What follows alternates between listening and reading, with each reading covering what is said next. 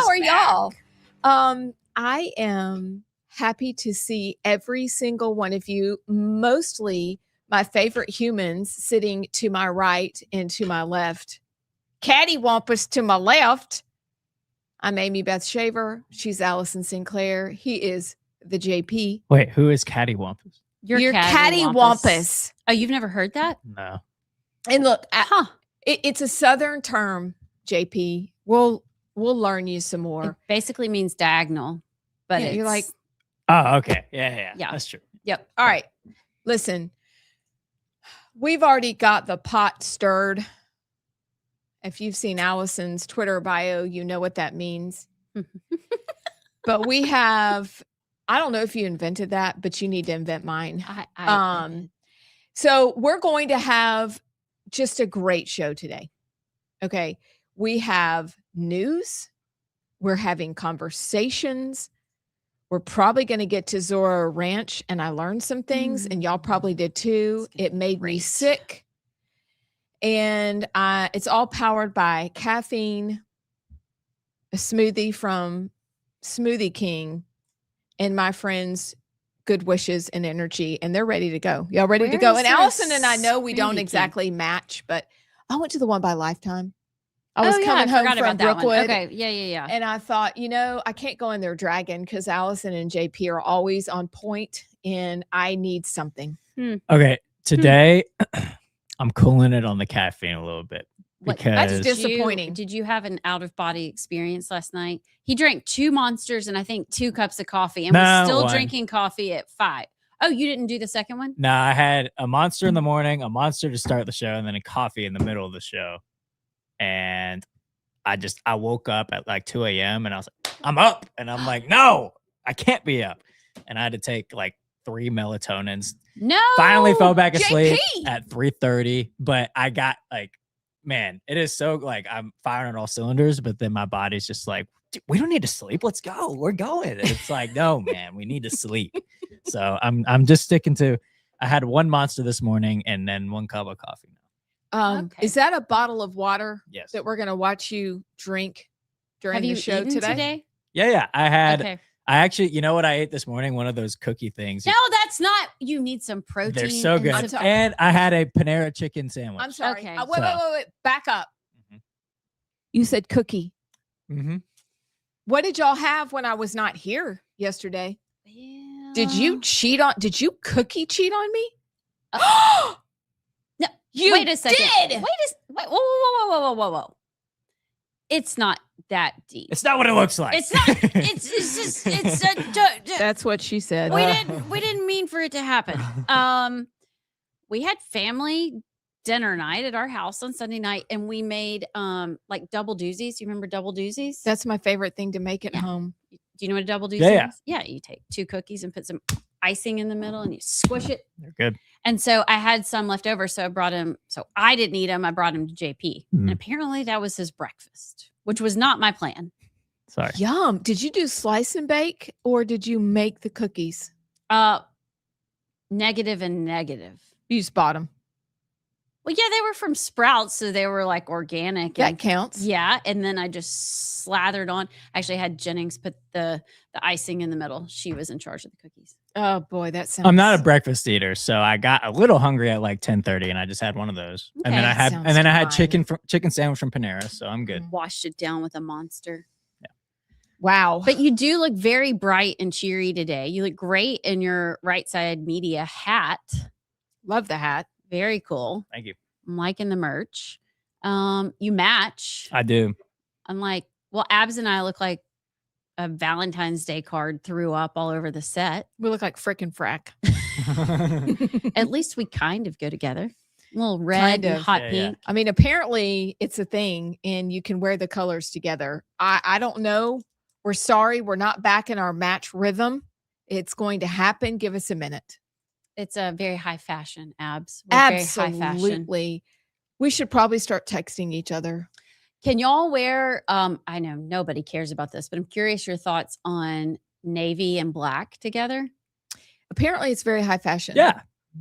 Really? I think it looks like a bruise, but I like navy and black together. Like if you're a man and you've got a sport coat and it's navy and then you put on black pants, is that okay? Yeah. I think that looks fine. Why? Who wore that? Oh, I don't know. In my head, that doesn't work.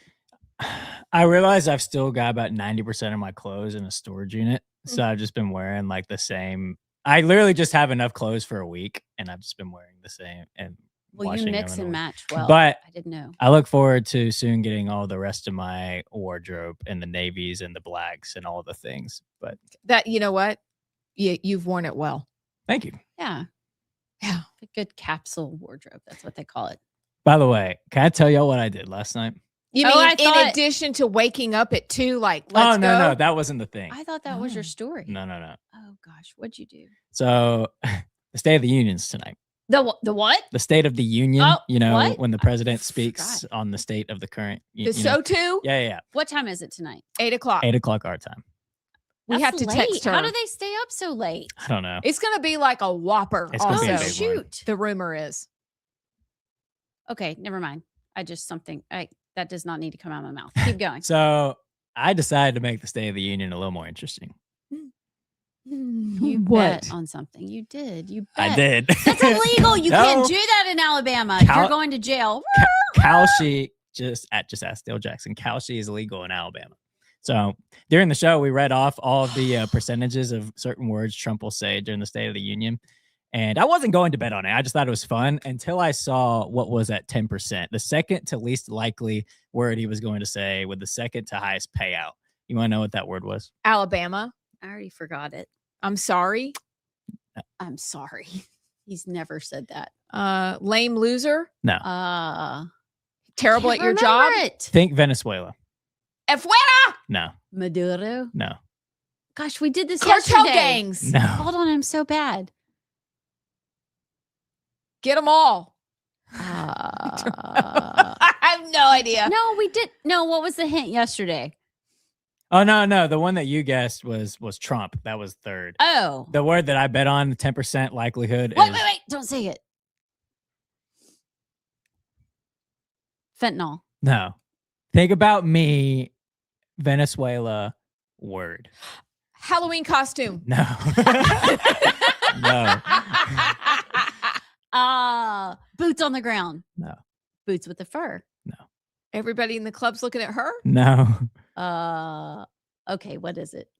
Discombobulator. Oh shoot. Oh! We did talk about that yesterday. So I saw discombobulator had a 10% chance, and I thought, you know what? I could see him saying that.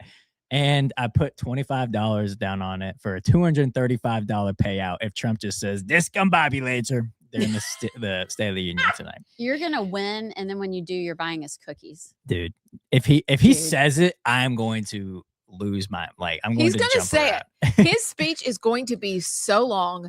Discombobulator is coming out of his mouth. But all right, he's going to go down talking about how Venezuela was this massive success. We got Maduro and we used the discombobulator and boom, money in my bank account.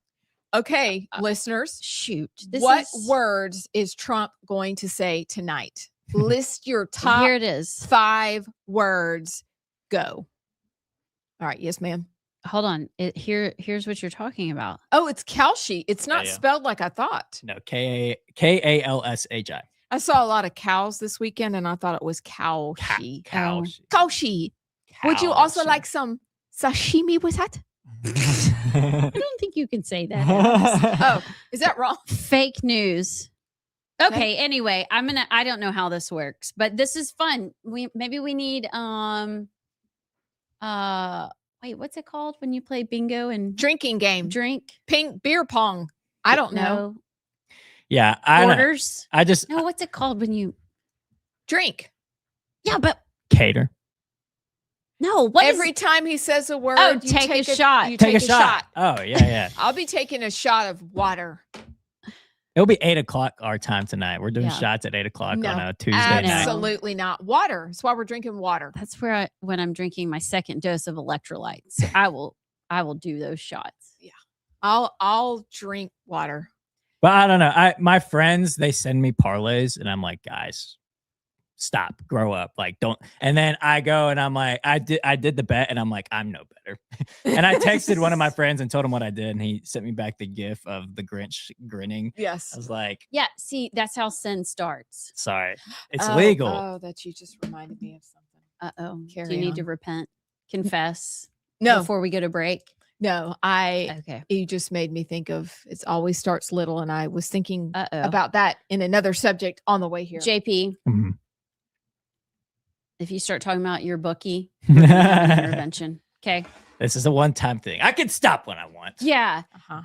It's not that big of a deal. It's legal. What's your bookie's name? Bob? Cal, She? she, Maduro. Dale. Yeah, Dale.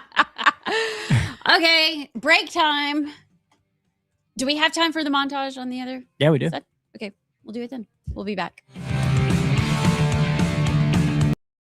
Me, Beth Shaver, with Allison Sinclair, and we are joined by Admiral Brian Christine, who is the Assistant Secretary for Health at HHS. And it is a thrill and it is an honor, sir, to have you here. Thank you. Oh, it's a privilege to be here. It is so fun to have come back home to Sweet Home, Alabama, to come see my family and to do this, to work with y'all, to do this podcast, to help get the messaging out that we need to, so the American people know the good things that we're doing in Washington, the good things that Secretary Kennedy and President Trump are doing. And so as we start off, I have to give a shout out, obviously, to our president and to Secretary Kennedy, because they are working so hard to make this country healthier than she's ever been, to make Americans stronger than we've ever been, to make America great again. So thanks for the opportunity. So before we jump into those values issues and talking about making our country healthy again, which is such a relief, could you tell those who may not know you or have heard about you, because you are a legend, a little bit about your background? Sure. As we jump in. Yeah, absolutely. So I was born, my father was in the Army. I was born in what used to be West Germany. Now, if you're old enough like me, you remember that one time there was an East and a West Germany during the Cold War. My father was a tanker. In other words, he was in armor in the Army, tanks. And we had a lot of armor assets deployed along the East-West border during that time. I was born in 1963, really the height of the Cold War. So I was born in West Germany. My father ultimately went Special Forces. In his second tour of Vietnam, he was really severely injured, lost an arm and a leg, got out of the military. We ultimately settled in Augusta, Georgia, had some family there. I went to medical school at Emory in Atlanta, and then I came over to UAB for my residency. And that's how I got to Birmingham. I did my residency in urologic surgery, completed my residency, and then I joined a urology group here in Birmingham. And I practiced with that group for 24, 25 years, really subspecializing in men's health. That was kind of my gig. Then I got the call for the nomination to be the Assistant Secretary for Health from President Trump. Went through the confirmation process. Ultimately was confirmed by the Senate. I was confirmed into this position last November. And here you are. So now I'm in Washington as the Assistant Secretary for Health. Were you expecting that call? I mean, how does this happen? Yeah, you're just like that's a great Brian question. Christine in Birmingham, Alabama, and you get a call that you're the next Rachel Levine. What's her boy name? Richard. Richard Levine. Richard Levine. You're That's exactly Richard, right. Yeah. Yes, I am President Trump upgrade from Richard Levine. We would say there so. you We're go. very grateful Yes, for you. Yeah, exactly.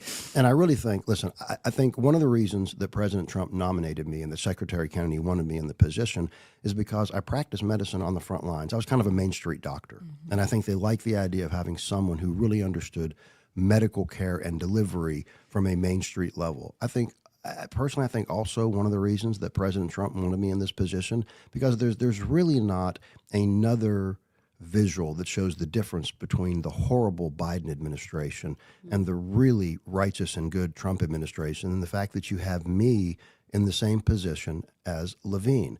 I'm a man who wears men's clothing, and that really says all you need to know about the last administration and this administration.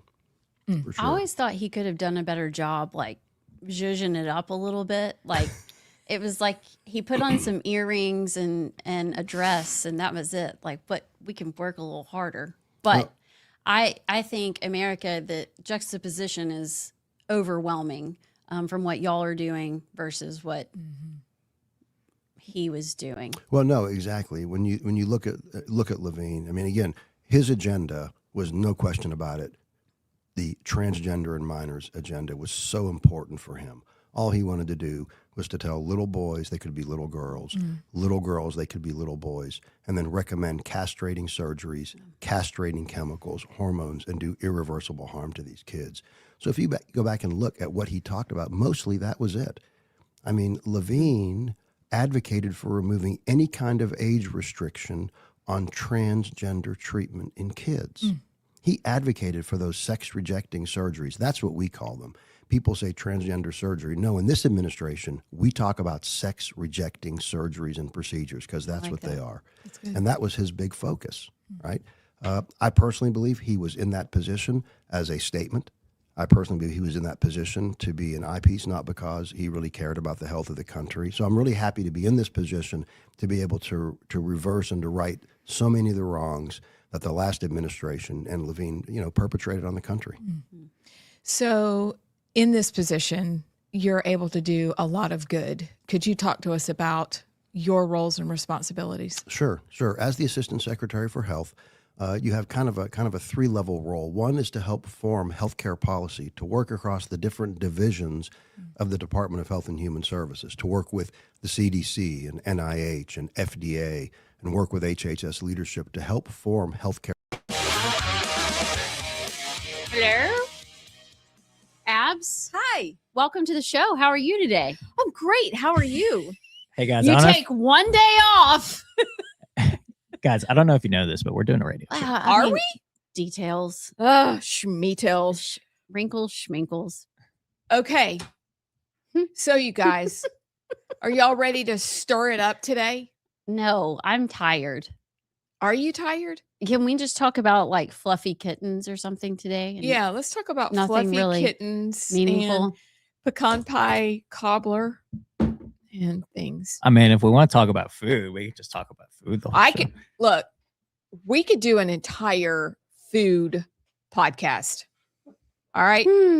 A travel pod. But no, do you know what the Lord has called us to? This. Talking about truth, which is very upsetting because it just is. We could use some help, people.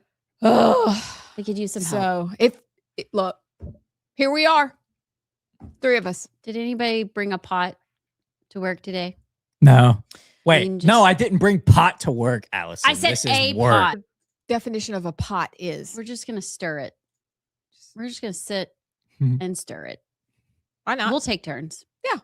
In the It's okay. meantime, though, JP, take it away.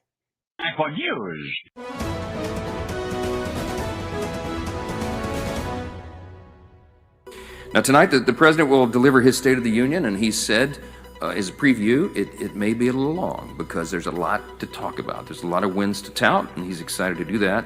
Democrats, meanwhile, are going to host, count them, 5 separate counter events, rallies of some sort, they call them, in lieu of tonight's address. For all of these theatrics, it doesn't matter how many little gatherings they have or where they stand or how high the volume is on the microphones. They have nothing to offer, nothing but their TDS agenda, the Trump derangement syndrome, and it's on full display. We're at a moment, Joe, where in the next 6 months, we could realistically see the regimes in Iran, Venezuela, and Cuba all fall, and we could see them replaced with governments that want to be friends with America. Now let me be clear. There are 1,000 ways that can go wrong, so I'm not being Pollyannish about that. But if that happened, that would be the biggest geopolitical shift since the fall of the Berlin Wall.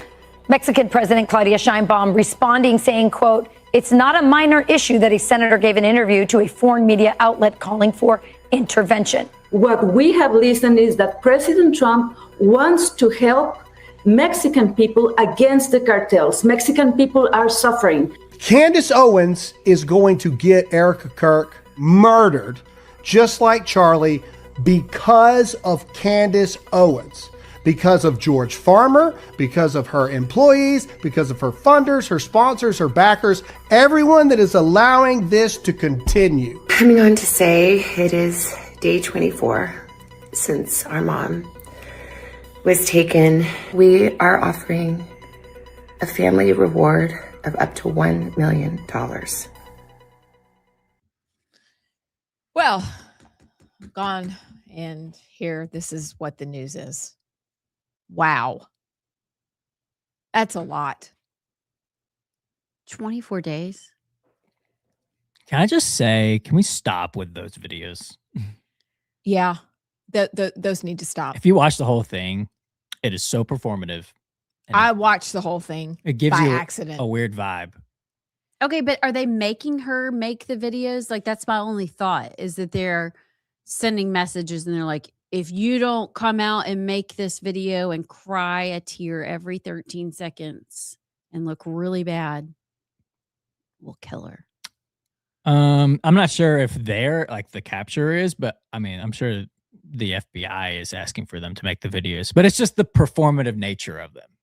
It's She's a TV person and doesn't know how to not be on the TV. So it seems like her therapy is making these videos as odd as they are because she wants to somehow connect with her audience and with whoever has her mom. Like, I don't know. That's the only way I can make it make sense, because it feels super performative and 1 or 2 videos and then just go away. mm-hmm. Also, why are we still following this story? Like, it's sad. Yeah.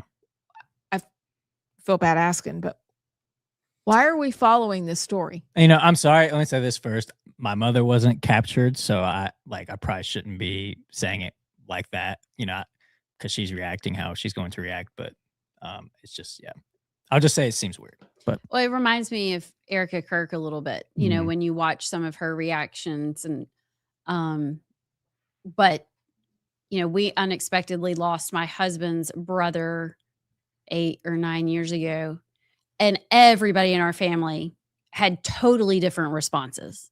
So it's hard to judge, but I do think there's, especially in this situation with Savannah Guthrie, you never know what they're playing into, what they're being asked to do, what the captors are asking, what subliminal messages are going out. So it might seem kind of weird to us, but I have to think there's a reason, because otherwise it's just kind of icky. Mm-hmm.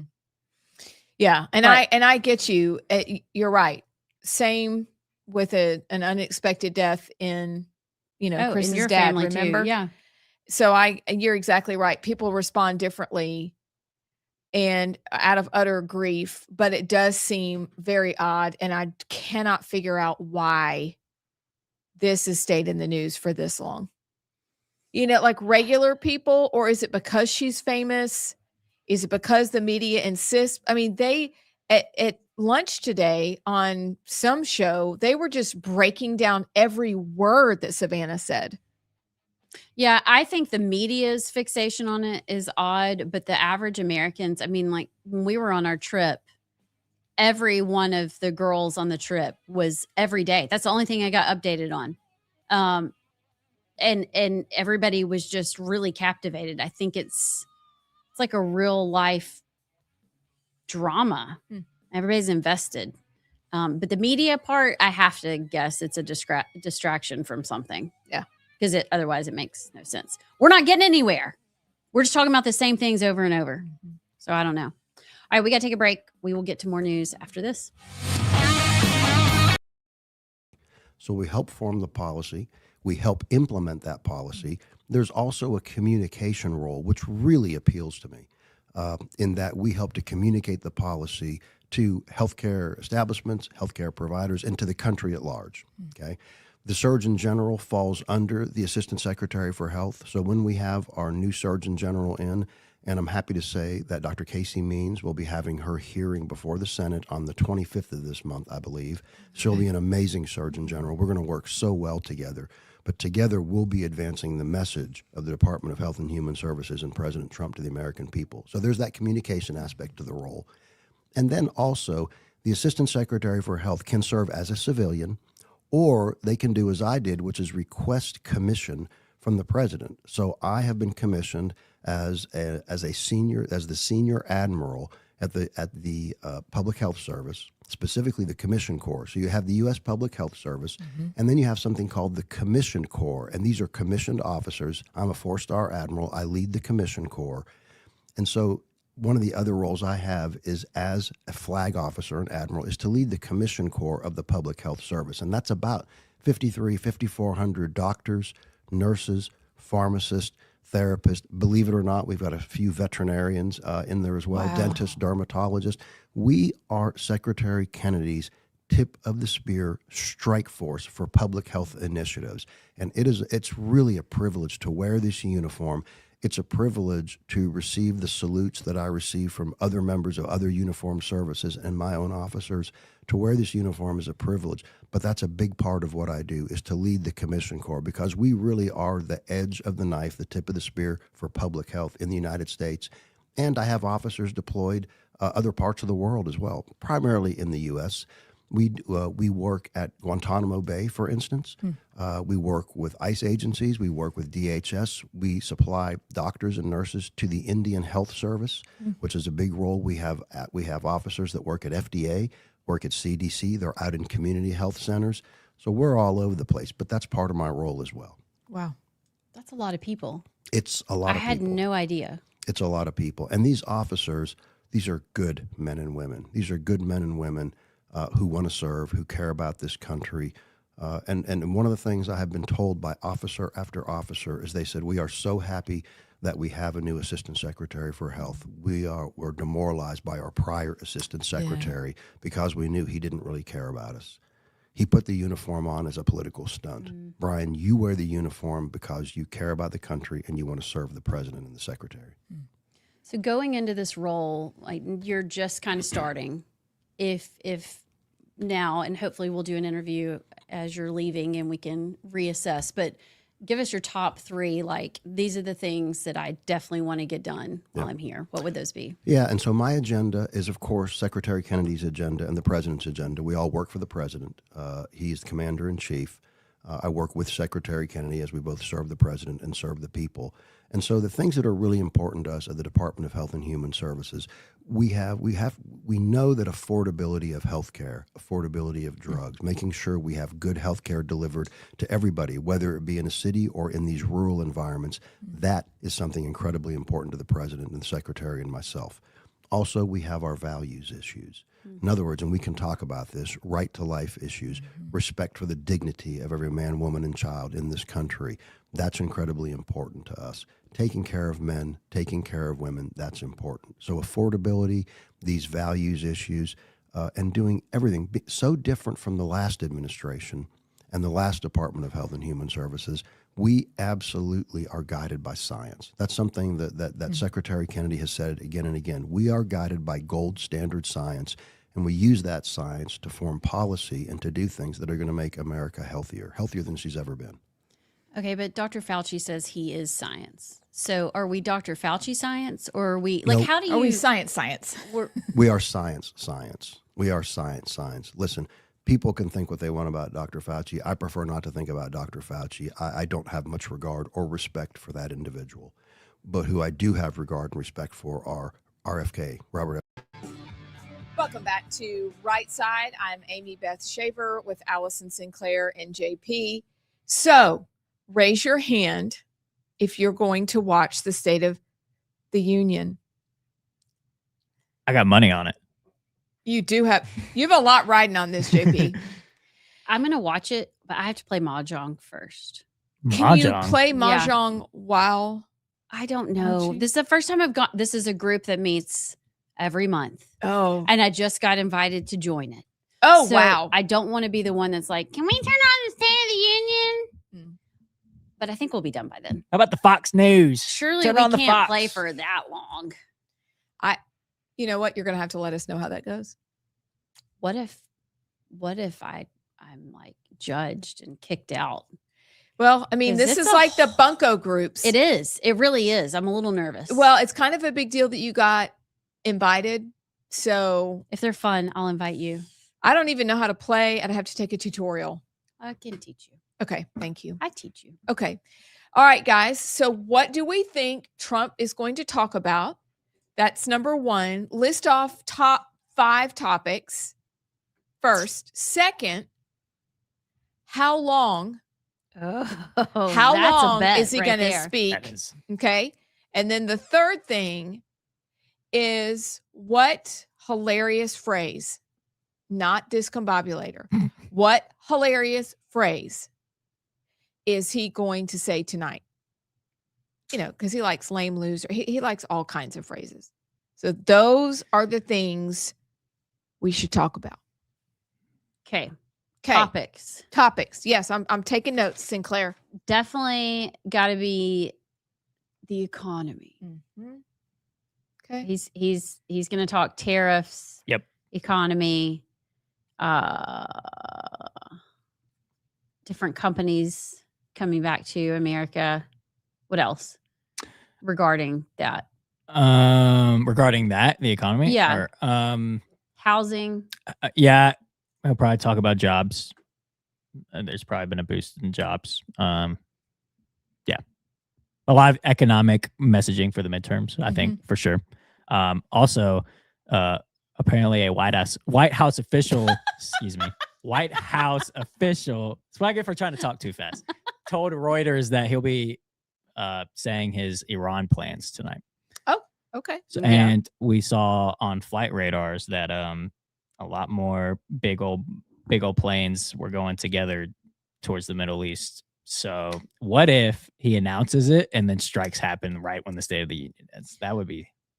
I was going to say, why would you announce it and be like, in 5 days, we're going to strike here? Or as we speak, Iran is getting bombed, you know, something like, I don't know. I would think as we speak. That would be kind of cool. He likes the theater. Yeah. I think that's what he'll do. So at the very least, he'll talk Iran. Okay. And his board of peace. Mm-hmm. I bet he talks a lot about that. Okay. Do you think we get into social issues much? I don't know. You know, they started out sort of. I don't know what he'll talk about. He may make a sentence or two about shutting down trans surgeries. Like he may throw something in there, but I'm not sure because that hasn't really been on his package of things to talk about. I just don't think he'll probably get into many of the social. Probably not. If he did, it would be like 90-10 issues like transgenders in sports or something. Mm-hmm. Immigration. Yeah, I was just about to say he'll tout the border being secure, which it is. And he'll probably talk deportations and such. I'm trying to think what else would there. Oh, he will brag about Venezuela, and rightfully so. Yeah. And that's when discombobulator will be said. I'm betting on it. You'll win. Yeah. And bring us cookies. Yeah. I prefer cookie fix, Okay, chocolate good. chip. Yeah. Okay. What she said. Also, yeah, I think that's kind of the main. I feel like the main issues. He'll attack the left, and Okay, that was my question. I can't remember if you asked it. No. Well, you don't even know what I'm going to say yet. You're right. But who do we think he attacks? Like, what's the one dim that he just name calls the most? AOC. Yeah. Okay. AOC just had that awful, drunk. Yes. Well, that, but also she did something in Munich. Remember where she can't talk and she's drunk, and that's a deadly combination. I think she's going to be the nail. He's going to just no. Yeah. She's going to get destroyed tonight. What about Gavin Newsom? Oh, That Yeah, might he be will. a good one. he'll also go after the Supreme Court justices. You think he goes after like Marjorie Taylor Greene and Thomas Massey? Will he do that? Will he be that tacky? He probably won't do that because that's more divisive to the right. I think he'll probably. I mean, he may in passing and like Do say you think something. he talks Epstein files at all? No. Okay. They will not touch that with a 10-foot pole. okay. So we're putting this on the no list. Also, when we're talking about the left, I think he'll pin the government shutdown on the left. I think that will be his main. I agree with that. Well, all of the government employees that didn't get paid and went through, it's like he'll pin it on the left. Who does he talk up the most? Himself. Well, besides himself. Duh. Marco Rubio and his speech. Mm. That was what, 2 weeks ago? It was last week. Was it last week? Mhm. Listen, these days are just like this. I think he'll talk up Marco Rubio. I think he'll talk up JD Vance. And then I think he will talk up wanting the SAVE Act. Yeah. He'll talk about the Oh, filibuster. Forgot about the SAVE Act. I think that's going to be up front and center. Did y'all hear Tim Burchett talking about that it's a Mitch McConnell staffer that is holding up the SAVE Act? Yeah. What? I don't think people realize, like, the staffers run Congress. It's really sad. Especially if you're somebody like McConnell and asleep at the wheel. Yeah. And so I can't remember the biscuit's name, but that basically Republican little staffer is holding up the world. Yes, ma'am. That actually relates to something else we need to talk about later, about the importance of staff. I might have to run an errand. Yeah, I gotta go too. You're on your own abs. Okay. Call now. Let's Today. Today. Okay, we can Okay. do that. Okay. So words. Are we all good there? We Yep. have a good list. Yep. Okay. That's pretty Words. What words is he going to use? What is he going to say that are funny? Huge. He will say huge. Okay. Huge. The odds are, what was it yesterday? He talks about himself in third person. Yeah, that was the third highest Yeah. chance, him saying Trump.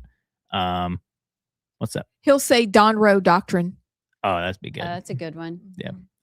He'll say fake news. Okay. He'll mention Sleepy Joe somehow. Okay. Which, pause. Yes, ma'am. I'm practicing for Mahjong tonight. That's what you say. You say pause. Mm. Where is Joe Biden? He's dead. He's been dead for a long. No, I was kidding.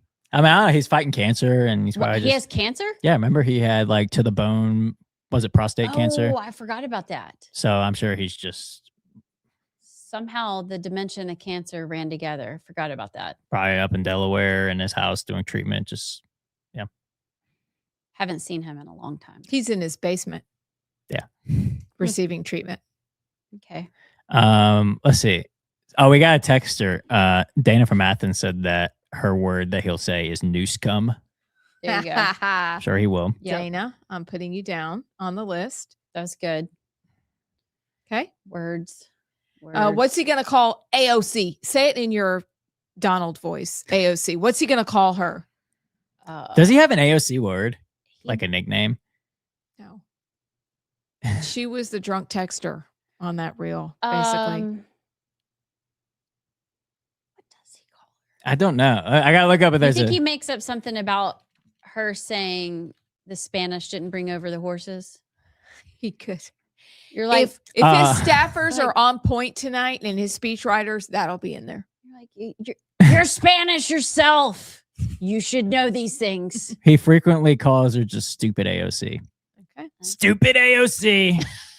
That's so good. Okay. Patrick from Decatur says low IQ AOC. Okay. All right. Low IQ. Got it. You made the list, Patrick. You just made the list. Okay. So we've got our list of topics. Are we going to rate it? We're going to tomorrow? have, yes, we're going to have the words we think he's going to say, our caller list, text. Old habits die hard. All right. So we've got a list going, you guys. And then the last question before we go to break, how many hours? Oh, God. At least an hour and a half. Oh, you young thing. At least an hour and a half. Okay, JP. Okay. But I'll I'm just say guessing plus. I'm guessing around an hour 45. Okay. All right. All right. Sinclair. I'm going a solid 2 hours. Okay. And it's going to be painful. And it's going to take him, let's guess how long it takes him to walk down the aisle. All right. Here's a good one. Which? I'm saying 210, by the way. All right, go. Wow. Oh, yeah. Okay. Okay. All Well, right. Mike Boy. Johnson did say it was going We to be a got to long go to one. bed. We're too old for this mess. So it's starting at 9:00 on the East Coast. If it Mhm. goes over 2 hours, it'll be like 11:15 ish, like 11:30 probably when it's done on the East Coast. It's going to take him 12 minutes to walk down the aisle. That's probably a good bet. That is a really good bet. I'll go 9 minutes. Okay. Sinclair. I'll go 11. Okay, right then. Okay, but here's my question. This is Mhm. the last one. Then we got to go to break, people. Which Alabama congressional member makes his way to the camera in the aisle as he's walking down? Barrymore. There's always one. Oh, Dale Strong normally makes it once or twice. Well, he Really? and Barry Yeah. are tight. So I'm saying that because I've seen Trump I and just Barry. think, yeah, Trump and Barry. I don't mean Dale Yeah, Strong. yeah. Barry. I mean Trump and Barry. Yeah. So I say, you say Dale Strong? Yeah, I feel like every time I've watched the State of the Union, Trump is shaking Dale Strong's hand at least once during whether he's going up or coming back. I'll go Dale Strong. Who do you think? Well, Tim Burchett is 100% going to show up. Okay. And from Alabama, it's got to be Robert Adderholt. Mhm. Okay. Katie Britt's probably Now, another good bet. Katie, Oh, well, She you don't may know walk now. in with him. You don't know. That's right. Yes, true. Yeah. what does Katie wear? Her Something purple red. dress. Mm-hmm. Come on, Katie, wear the purple dress. Wear the red dress. And does she wear her New Balance tennis shoes? No, she has good shoes on tonight. Okay. Although New Balance are on point. Those hallways are so marbly solid. Okay. I'll All just right. say this too. You know how they have the mic that's hot beforehand, and like they caught Mike Johnson and JD talking last year. That's if I was up there and Trump was coming up, I would just say, the only thing I asked is work in discombobulator. $235. I can put it towards the wall. We need cookies. Yeah. Oh, okay. Will you take a picture of that and send it to us so Oh, we I can got- check oh, it yes. off as we watch Yes. tonight? Yes. This is gonna be fun. Okay. I there like we this go. game. We have it. Okay, Let's be go. back. Jay Bhattacharya, Dr. Bhattacharya, who was so incredibly strong during the COVID pandemic. He leads the NIH, the National Institutes of Health. I have respect for Dr. Oz, Mehmet Oz, who heads up CMS, Medicare and Medicaid. He is amazingly brilliant, amazingly committed to this country. We have Marty McCary, who is out at FDA. Marty also cares deeply. We don't have a CDC director right now. The interim director is a man named Jim O'Neill. Jim is also the deputy secretary at HHS, incredibly smart, incredibly strong, committed to life, committed to science. So those are the people I think about. I don't worry about Anthony Fauci. I don't want to think about Anthony Fauci. He did enough harm to this country. Yeah. I think about President Trump and our team now at HHS because we're doing amazing things. You clearly are. So could we jump in then to those values issues Sure. that you've mentioned?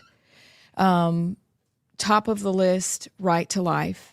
Yes. And underneath that would be people's concern about mifepristone. Sure. Could you talk to us about that a little bit? Yeah, I think, I'm 62 years old, turned 62 in December. This is the most pro-life administration that I've ever seen in my 6 decades plus of life. There's no question about it. The most pro-life administration that I've ever seen. I think the administration that is friendliest to religion and faith that I've ever seen. And President Trump has demonstrated that again and again.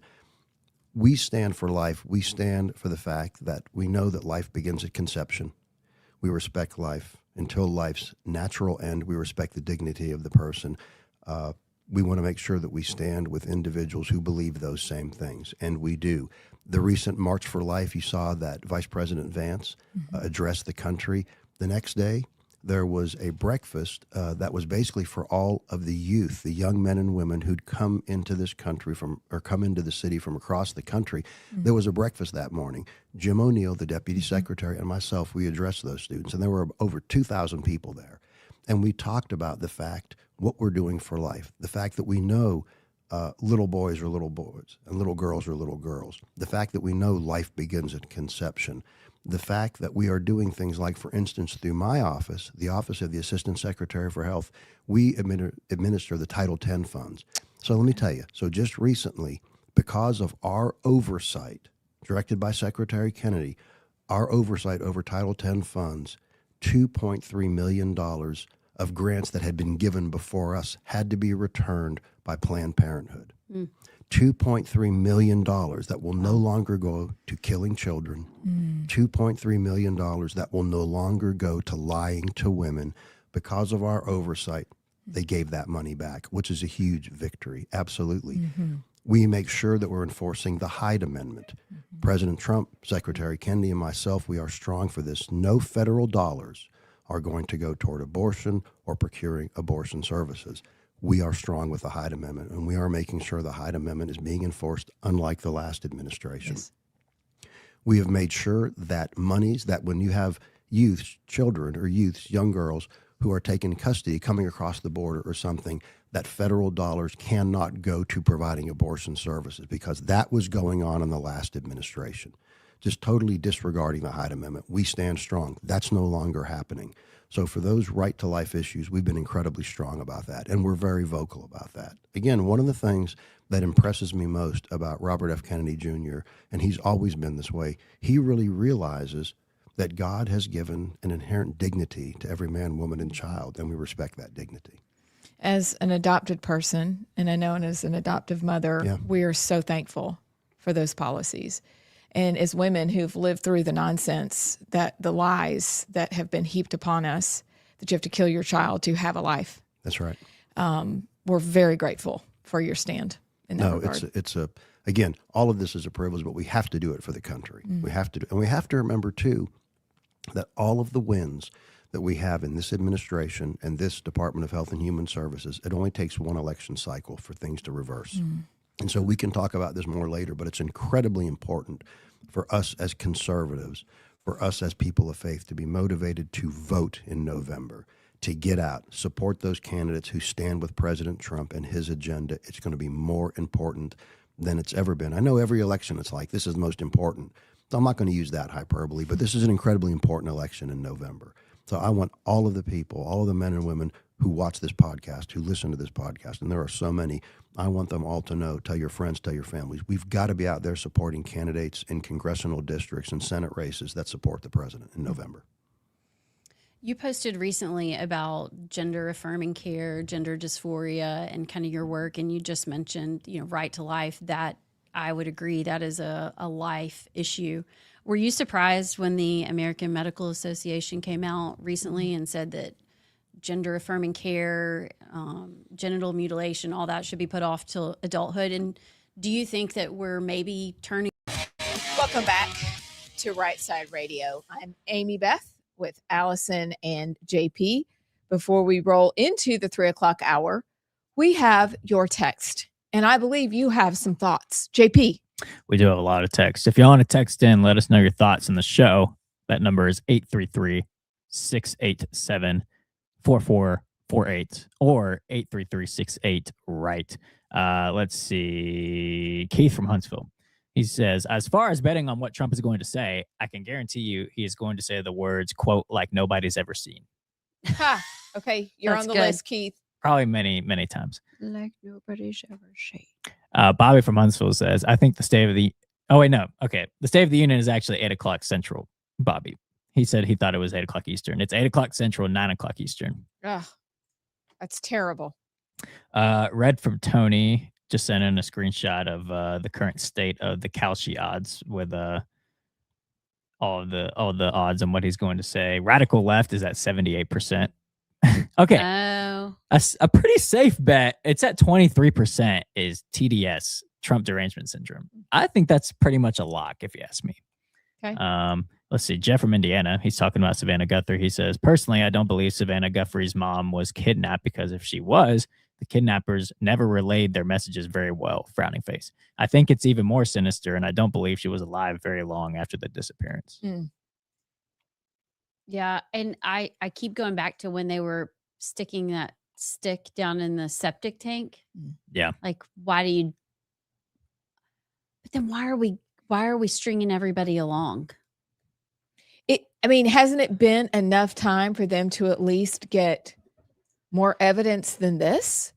Because I agree with you. Going down into the septic tank, that's not good. Like, you don't just do that unless somebody's told you something.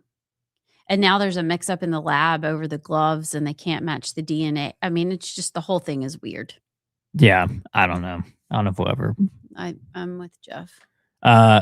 Andy from Union Grove says that he will say, quote, beautiful. Yeah. That's good. He definitely will. Brad from Crimestone County. First of all, he said, "Did I hear you say that Trump is quote bored of peace?" Winking face. No, the board up. That's good. And then he says, AOC, I don't know Trump's name for her, but I call her, quote, the bartender or the bartenderette. I'm going to, for that diminution, is that the word? Diminution effect, the way Deese's Nefarious always says, quote, the carpenter. Okay. All right. Yeah, I knew she was a barista. Yes. Yeah. I mean, again, how did these people get, like, how did Mom Donnie get to where he is? Nobody had ever heard his name. And now all of a sudden he's the mayor of New York. AOC, the exact same thing. Barack Obama, exact same thing. Out of nowhere. Yeah, it's true. You're a community leader. Odd. Oh, Red from Tony says that screenshot is all the bets that he placed on Kalshi for his words tonight. So Rad bet on discombobulator. Look at you are leading people down it. Radical left, TDS, Ethereum, which was the lowest at a 3% chance. He also bet that he will not say Maha or Make America Healthy Again, and that he will say cheater, or cheating. So Red's got 1, 2, 3, 4, 5, 6 bets tonight on Kalshi. He won't say Maha. That makes me sad, y'all. I feel like Maha is falling apart. Did you see RFK come out and say basically he supports Trump and what he said on his executive order to add glyphosate to, I mean, it's crazy. They're backtracking on food dye too. Yes, it's bad. Oh, that's off. Really? Yes. So he really may not say Maha. But that's funny because was I right? Ethereum is a Bitcoin. Yeah. It's one of the, it's crypto. Crypto. Or what's the difference? Can you not say? Well, Bitcoin is a crypto. Is a crypto. Yeah. Is that like saying Kleenex is a tissue?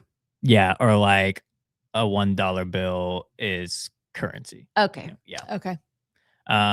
We also got Sam from Priceville who says the whole State of the Union would be 30 minutes long if he didn't say big and beautiful so much. That's true.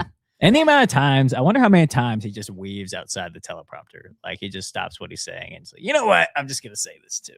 I'm just going to say probably like often 30 minutes to the whole thing. That's got to be brutal to sit through in person. So the men's hockey team will be there, Sure. but the women's isn't going. They declined. They Cry declined babies. or they couldn't be there. No, they declined.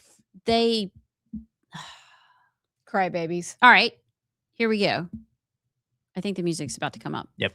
But say Joe Biden was in office and he said, Rightside Radio, I want you to come to the State of the Union. Would we go? Yeah, because it's the White House. 100% we would go. I mean, lame. Weak. You play hockey, but you can't go sit with Donald Trump talking. Lame. Also, Erica Kirk will be there as a guest. Oh. So sweet. All right. Well, we're going to watch. I mean, turns out y'all are What too. does she wear? Black leather pants? no, she'll wear black. Black. I bet. Hey, I hear the music. I think we got to go. Yeah, we do. Okay, we'll be back. On all this, I think that is I'm so glad you asked that question because yes, so the American Medical Association is certainly backing away from its prior stance. It was the Academy of Plastic Surgeons. I think that's the right name. The Academy of Plastic Surgeons that said, and this is landmark, they said just this past week that we recommend that we don't do those mutilating surgeries, what we call the sex-rejecting surgeries on anybody under the age of 19. That is huge. Mm-hmm. That is huge. And I think we are turning this corner. We can never take our foot off the accelerator because I like to say that gender theory is like a vampire. It'll come back. You may think you've killed it, but it'll come back in the next hostile administration.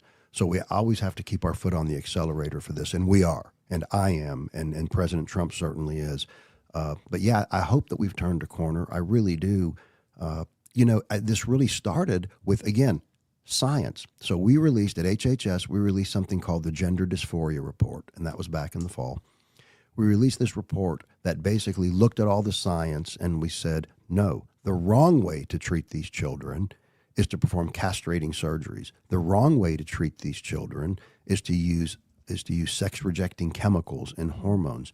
The right way to treat these children is with compassionate, competent mental health care.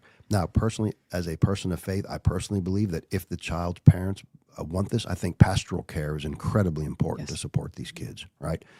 But we initiated that report. The report was released, and then we did something even more.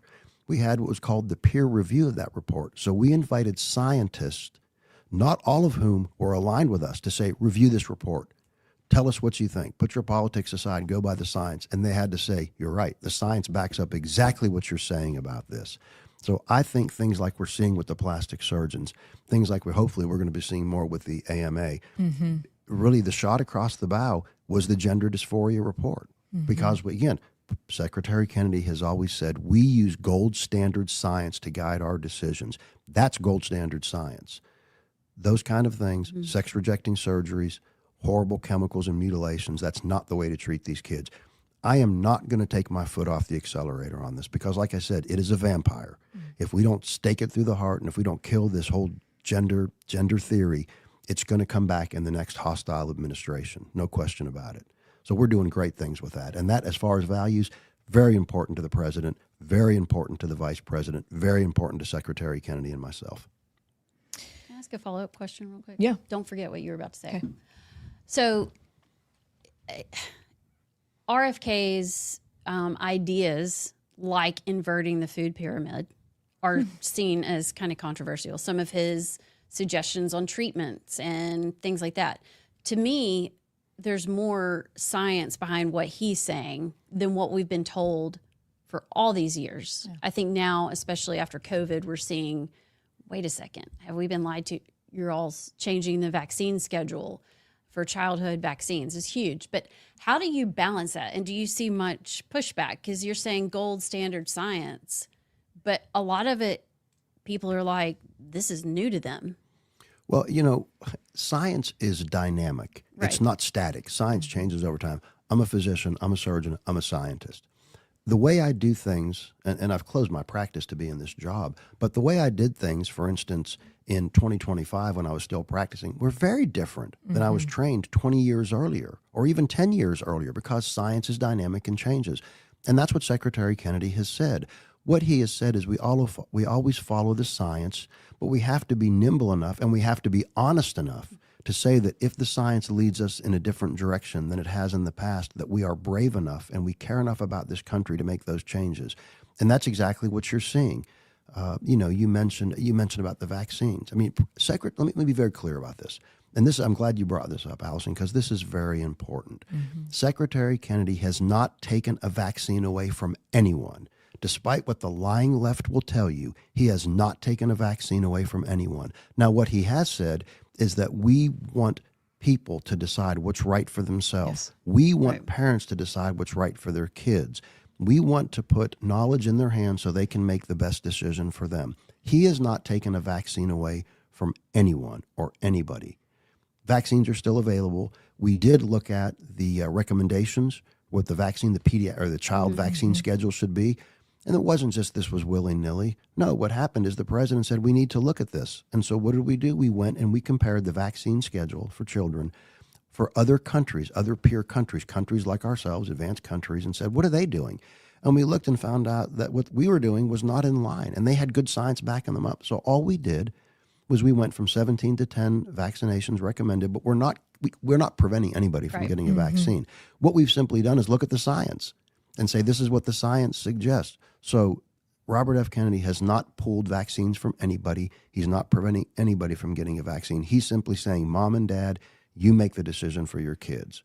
What we're not going to have in this administration is a government forcing and mandating vaccines into our bodies or medicines down our throat or advocating for cutting our children's body parts off for some left radical, really sick ideology. I mean, we talk about all the time the regret we have. Like, in Awful. what world is it a good idea to take your 6-week-old and get jabbed with 4 different chemicals in one? I mean, but we trusted our doctors, and I think our doctors were just doing what they were told in medical school based on science. So very grateful for that, because I feel like Abs and I are always like, we need to go apologize to our kids. We really should do. know better. Well, I think it's, again, we have to be led by science, like I said, but we have to empower patients. I mean, as a surgeon, I lived and died by informed consent. I had patients who I said, maybe I diagnosed a prostate cancer. And I said, here's your treatment options, sir. Here's what I think is best. Here's the options.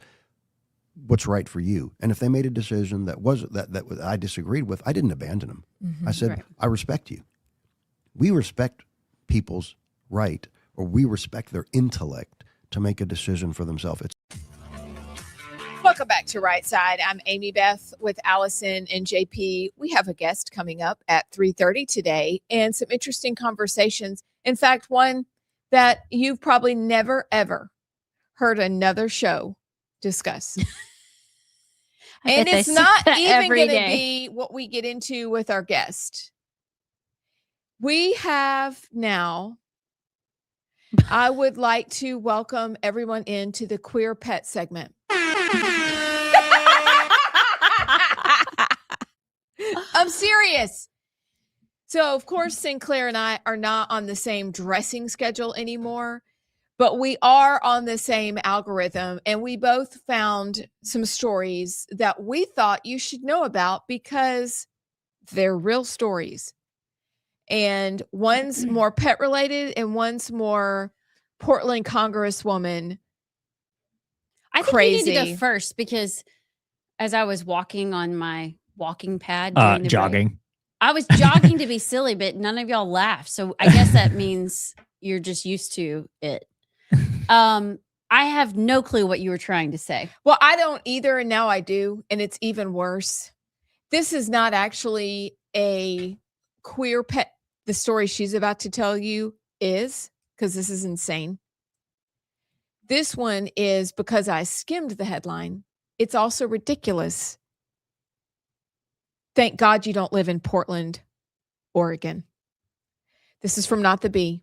A Portland Congresswoman says promoting whole milk.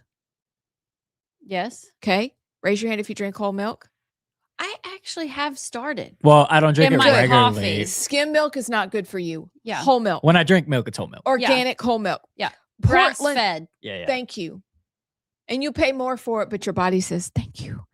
Portland Congresswoman says promoting whole milk is white supremacy dog whistling. Oh, you thought it had to do with the dog. Wait, you thought...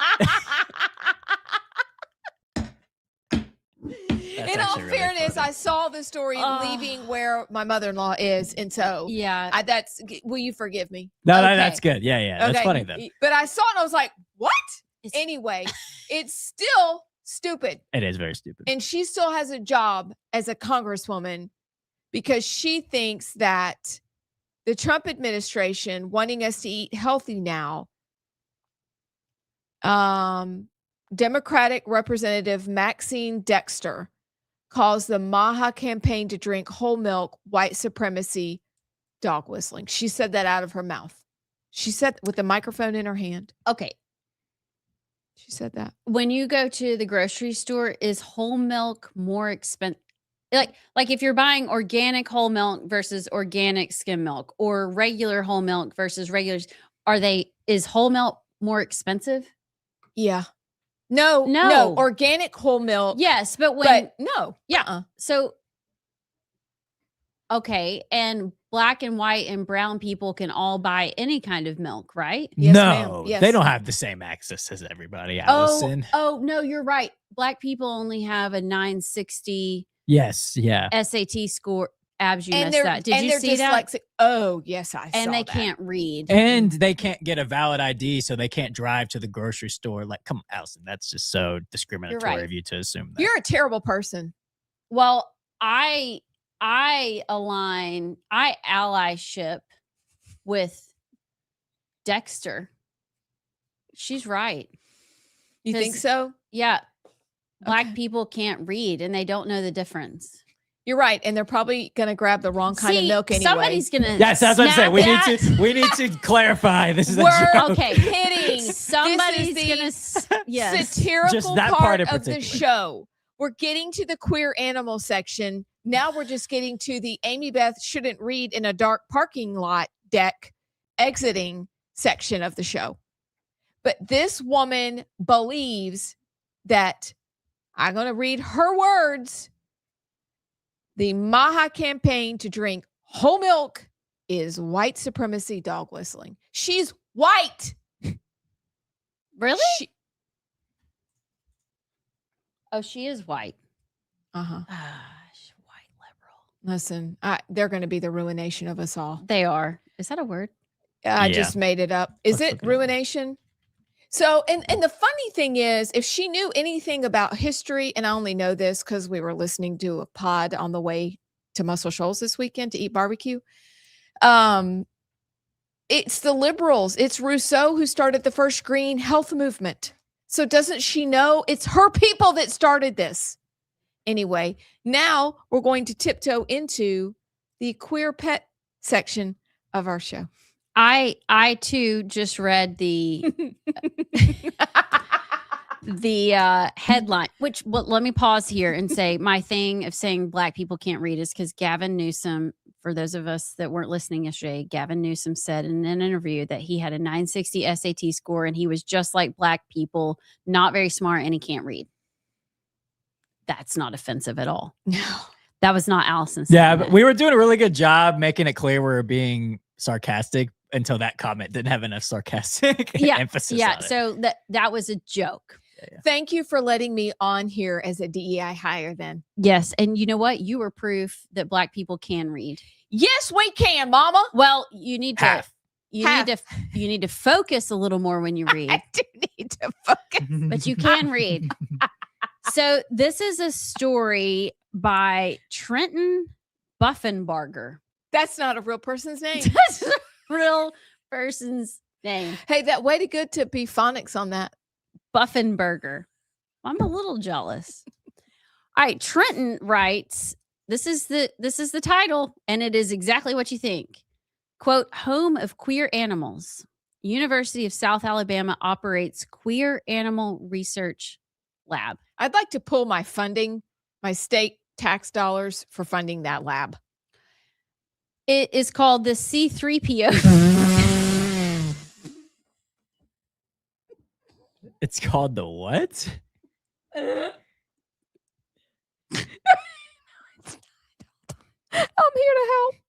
here to help. It's called. Do you not know who C3PO is? Star Wars? What? I didn't watch Star Wars. JP. Oh, I know who he is now. Yeah. Okay. All right, It's JP, the jump in. Comparative cognition and communication. Oh, literally called the C3PO lab. I didn't sound that out before I read this. That's funny. Our goal, they said, is to further destigmatize queerness through communication of scientific findings of animal researchers regarding queerness in the animal kingdom. The C3PO lab operates as its own research lab at the South Alabama to understand our world and the animals we share it with just a little better. And it goes on to say the research document lists different animals and their queerness, including homosexual interactions and bed bugs, 4 flowering plants that have been decidedly queered, cuttlefish, wind mates with transvestite antics, and hand pollinating pumpkins. What in the world? I don't know. I feel like I need other glasses. Oh, there's a book. I bet it's in the section of the library we'd like to have moved called Queer Ducks and Other Animals. This is what your taxpayer funding is. So what is funny is that the picture has a dog. And so I don't read though, like some animals do, like worms. Have y'all ever looked into how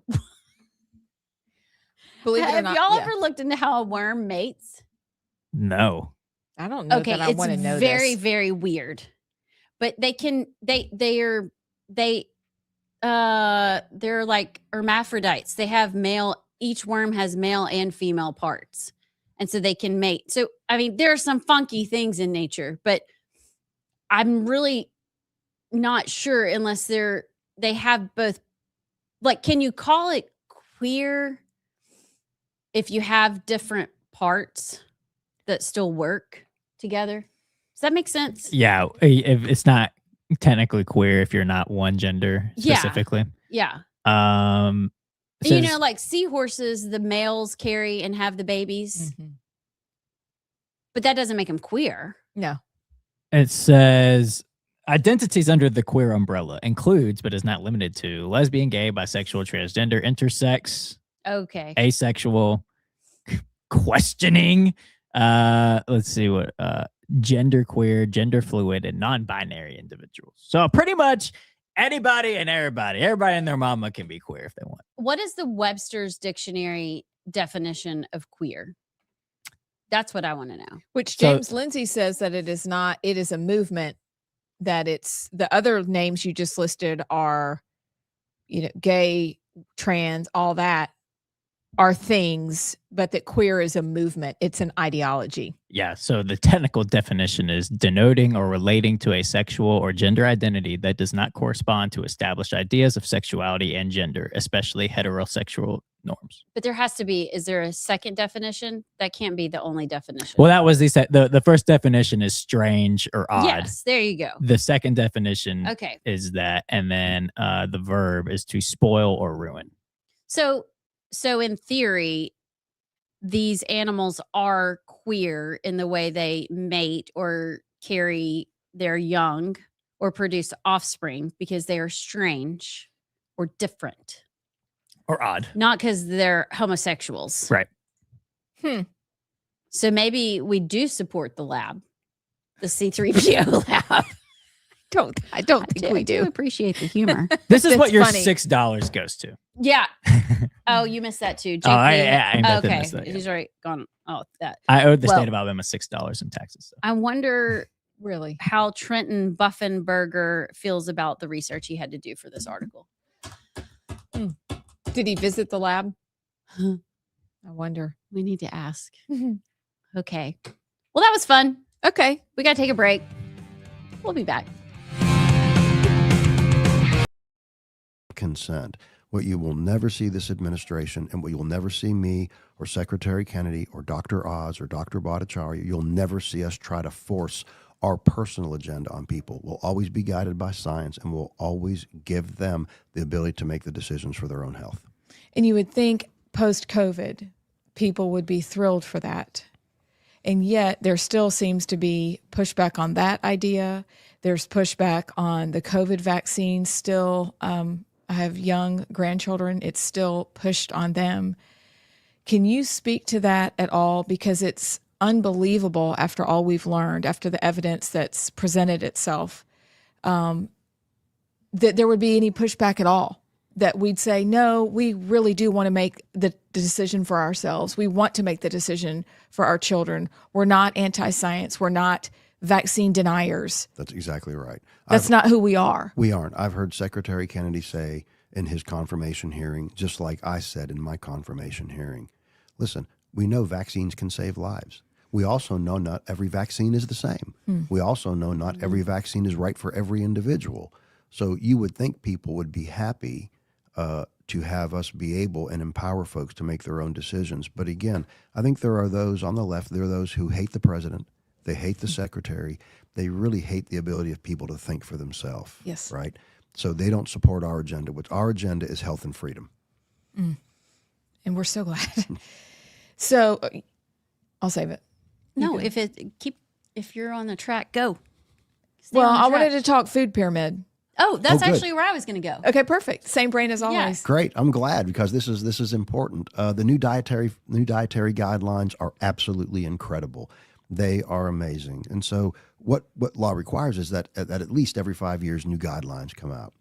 And so when you look at the guidelines from the past, particularly the recommendations that were made by the prior administration, it was just pushing highly processed, highly sugary, fake food on the American people. Why do we have an obesity epidemic in this country among kids, among adults? At least part because of the junk food that are pushed down our throat. And our dietary guidelines do, just like you said, Allison, we've taken the pyramid and we've flipped it. What we are doing now is we are emphasizing protein. We're emphasizing whole foods, nutrient-dense foods. We're emphasizing protein gotten through meats and fish, eggs. We're emphasizing whole fat dairy because that's really healthy. We're telling people, don't be afraid of saturated fat in your diet, right? Don't be afraid. Fat is not about, our body needs fat. Yep. Our nervous system needs fat. We have to have fat. Now, we aren't saying go out and, and overindulge in fat, but what we're saying is don't be afraid of it. We're saying get your protein, get your nutrients, get your carbohydrates from whole, nutrient-dense food, and move away from sugary, fake, processed food. That's all we've said. And I'm telling you, this is going to make a difference in the health of this country, and it makes a difference in affordability. And I really want to touch on that as we talk more about it. Yeah. Quick question before we do jump into affordability, because I think that's on everybody's mind. What took so long? Why wasn't the food pyramid inverted before now? That is a great question. I tell you, there are a lot of forces out there. There's a lot of big pharma. There's a lot of big agriculture. A lot of individuals with a lot of money who really love to see sugary processed foods. Think about that. If you can get kids and adults in this country eating, and I don't want to pick on any particular product, but eating a sugary cereal for breakfast every morning, that's a heck of a lot of money that you make in your pocket as that industry. So there's a reason to push those foods. I think that's part of it. But one thing I will say about Secretary Kennedy is I've described him as being a John the Baptist for our times, because he has been a voice crying out in the wilderness, we're poisoning our kids. We're over-medicalizing people. We are destroying this country from within by bad health decisions. He's been a voice crying out. And so flipping the pyramid, making this is just an example of the kind of radical change that we see with this administration and Secretary Kennedy, all for the good. I just have to say that I'm really, about a year and a half ago, I cut out all seed oils. I actually upped my salt intake. I add in like organic avocado oil or olive oil. Like I actually add oil to things. I mean, and it flies in the face of everything. I mean, I promise Lucky Charms were the base of the food pyramid when I was growing up. I understand exactly what you're saying, because I do too. Like, yesterday for breakfast, before I flew down, made myself some eggs for breakfast, and I poured some olive oil on them, a little bit of salt and pepper, some ghee. Yeah, you don't be afraid of those things. Yeah. Right. Our guidelines teach us to eat the way our bodies have always been meant to eat. Right. Not Lucky Charms or whatever the sugary garbage food you want, right? No, not that. Eat whole foods. Right. Eat nutrient-dense foods. And listen, affordability plays a role, or the guidelines rather play a role in affordability. People don't think about this. If you eat the way the guidelines suggest, in other words, if you go out and you buy a pound of ground beef. And hello, welcome back to Rightside. I'm Amy Beth. She is Allison, and he's JP. JP. So what'd you call me again? The JP. No. The catty corner.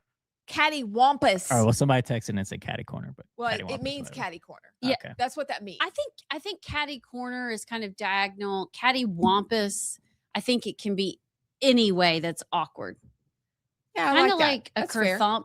You kerthump. missed kerthump yesterday. Why? Do you are know what guys... a kerthump is, or a bot's dot? No. Should we tell her or Teach not? me. Yes. So this all started with I owed $6 in state taxes, and then we talked about what that $6 is going to be used on. Oh. I said Mima's coffee tomorrow, and then Allison said that it'll probably buy a single one of those reflectors in the road. And somebody texted in and said they're called kerthumps. You know the little square things, The that are- orange ones? Yeah, Yes. that reflect. Kerthump. Because that's the sound it makes when you drive over them. That's my dream sound. Yeah. Kerthump. And then somebody else texted in and said they're called bots dots. Yeah, after the inventor, apparently. But You know what? I have a friend, and her husband is in a company that does road stuff. Makes kerthumps. Well, they're in Florida. That's why they would never move. She could never talk him into moving to Alabama. I'm going to ask her if they're called kerthumps or bots dots. Guess how He much would know. Excuse me. right into the mic. It's Hold okay. please. Get it up, sweetie. I'm like a little kid. Guess how much a kerthump costs to purchase? Guess. Or to purchase or to make? to purchase. What was that number? I think it was how much to make. No, that's stupid. There's no way it costs that much to make it. Okay, I'm going to tell you to make it, it cost $275. For one croissant? Yeah, because you acted like it was a big number. It is a big number, but not that big. $20. A little higher. $30. A little higher. $50. Yes. Yeah. To make a croissant? Apparently. Y'all, we need to stop doing radio and go make croissants. I was about to say, we need right side croissants. I'm going to ask my friend to send us a croissant to go on our desk. Okay. So even I bet she can get her husband to get one. He's up there in that. so my $6 makes like a quarter of a croissant. Well, not even way less. together, we could get you a It's croissant. only a quarter of Mima's. Go get you bottle of something gin, nice, too. JP. Gin. Oh shoot, you said coffee. I said Starbucks. Sorry. Her Starbucks this morning She was does bought drink by. gin. That's her drink of choice. How do you know? Because I asked somebody.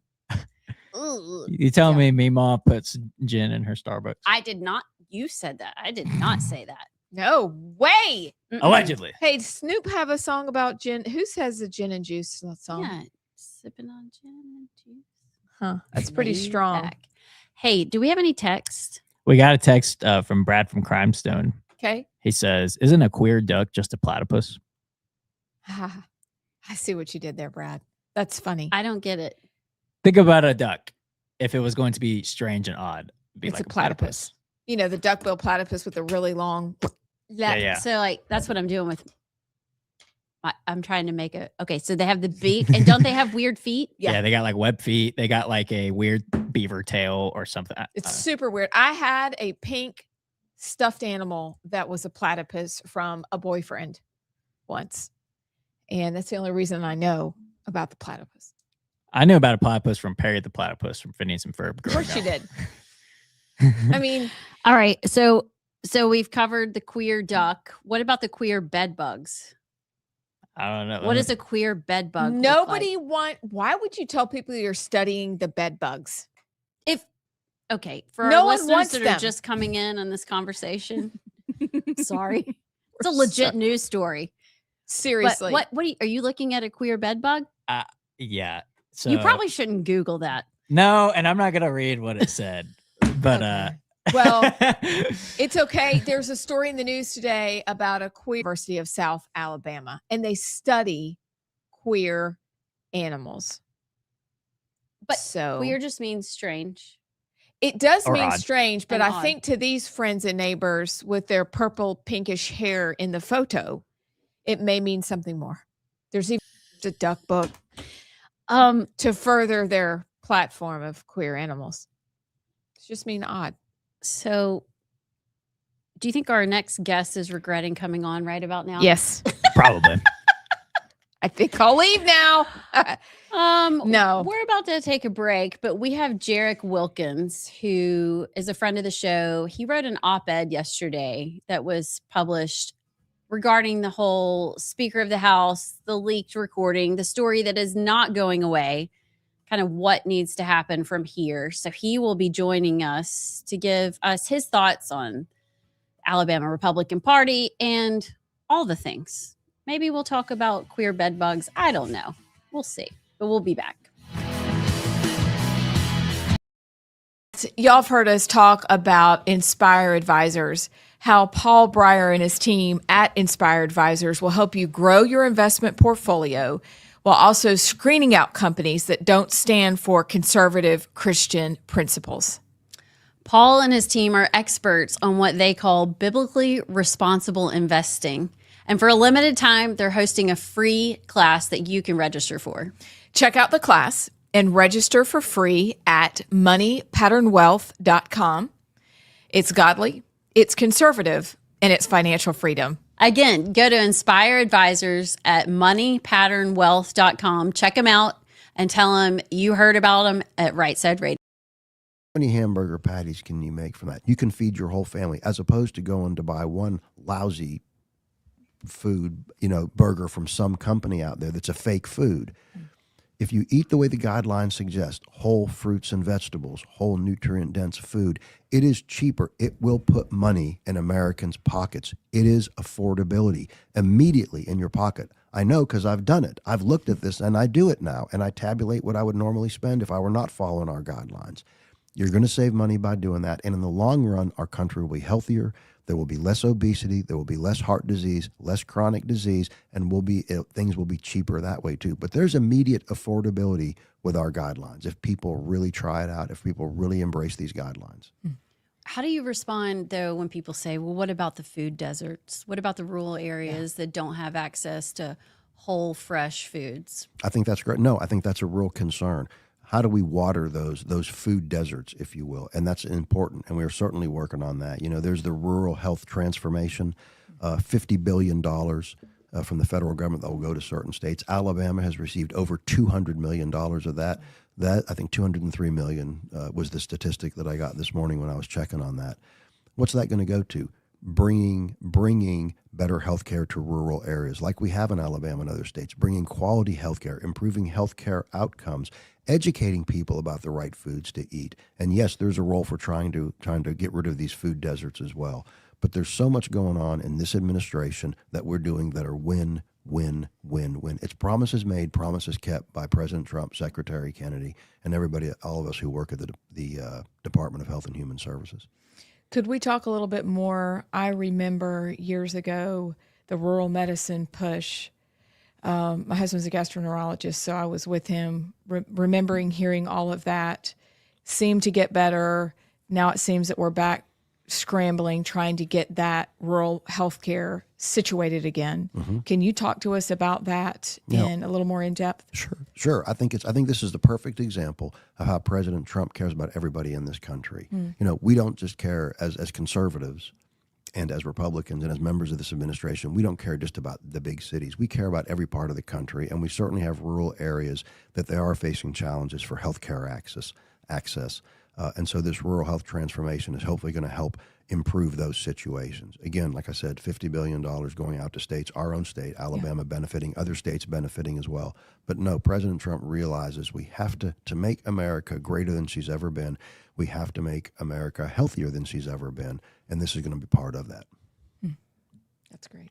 Are there any other issues that you want to touch on or things you're working on? And initiatives? Sure. I want to say one thing about some values issues, and then I would like to talk about some things we're doing for affordability and such in the administration. Yeah, and talk about Trump RX. Because are y'all part of that? Yeah. Okay. So the Trump RX, great idea. The idea being is that people are going to be able to be linked up with ways to get the most affordable drugs they can. Again, this is going to put money in people's pockets immediately and today. Trump RX is a great program. Again, helping people to get linked up to get the drugs that they need at the lowest prices they can get. So yes, incredibly important. The last on the values issues, going back for just a second, one of the things that I think is incredibly important is that we see the rise, unfortunately, in this country of what people will say physician-assisted suicide. I call it euthanasia. I call it physicians and nurses helping murder people. We see this on the rise in this country. If you look at countries like Canada, it's one of the leading causes of death. Yeah. Canada was so proud of itself, this was several months ago, because someone who had been, who had euthanasia, who chose to die by their own hand or a doctor's hand, they donated those organs. That's a horrible precedent to set. Good grief. We have states in this country that have adopted bills or adopted those laws. I think most recently it is Governor Pritzker in Illinois has signed a bill into law to allow euthanasia. Governor Hochul is... Welcome back to Rightside Radio. I'm Amy Beth Shaver with Allison Sinclair and JP. We are happy to be joined by our friend and friend of the show, Jarek Wilkins. Y'all, have you already been on since I was gone yesterday? I mean, what else did I miss out on? He was on last week. You missed so much.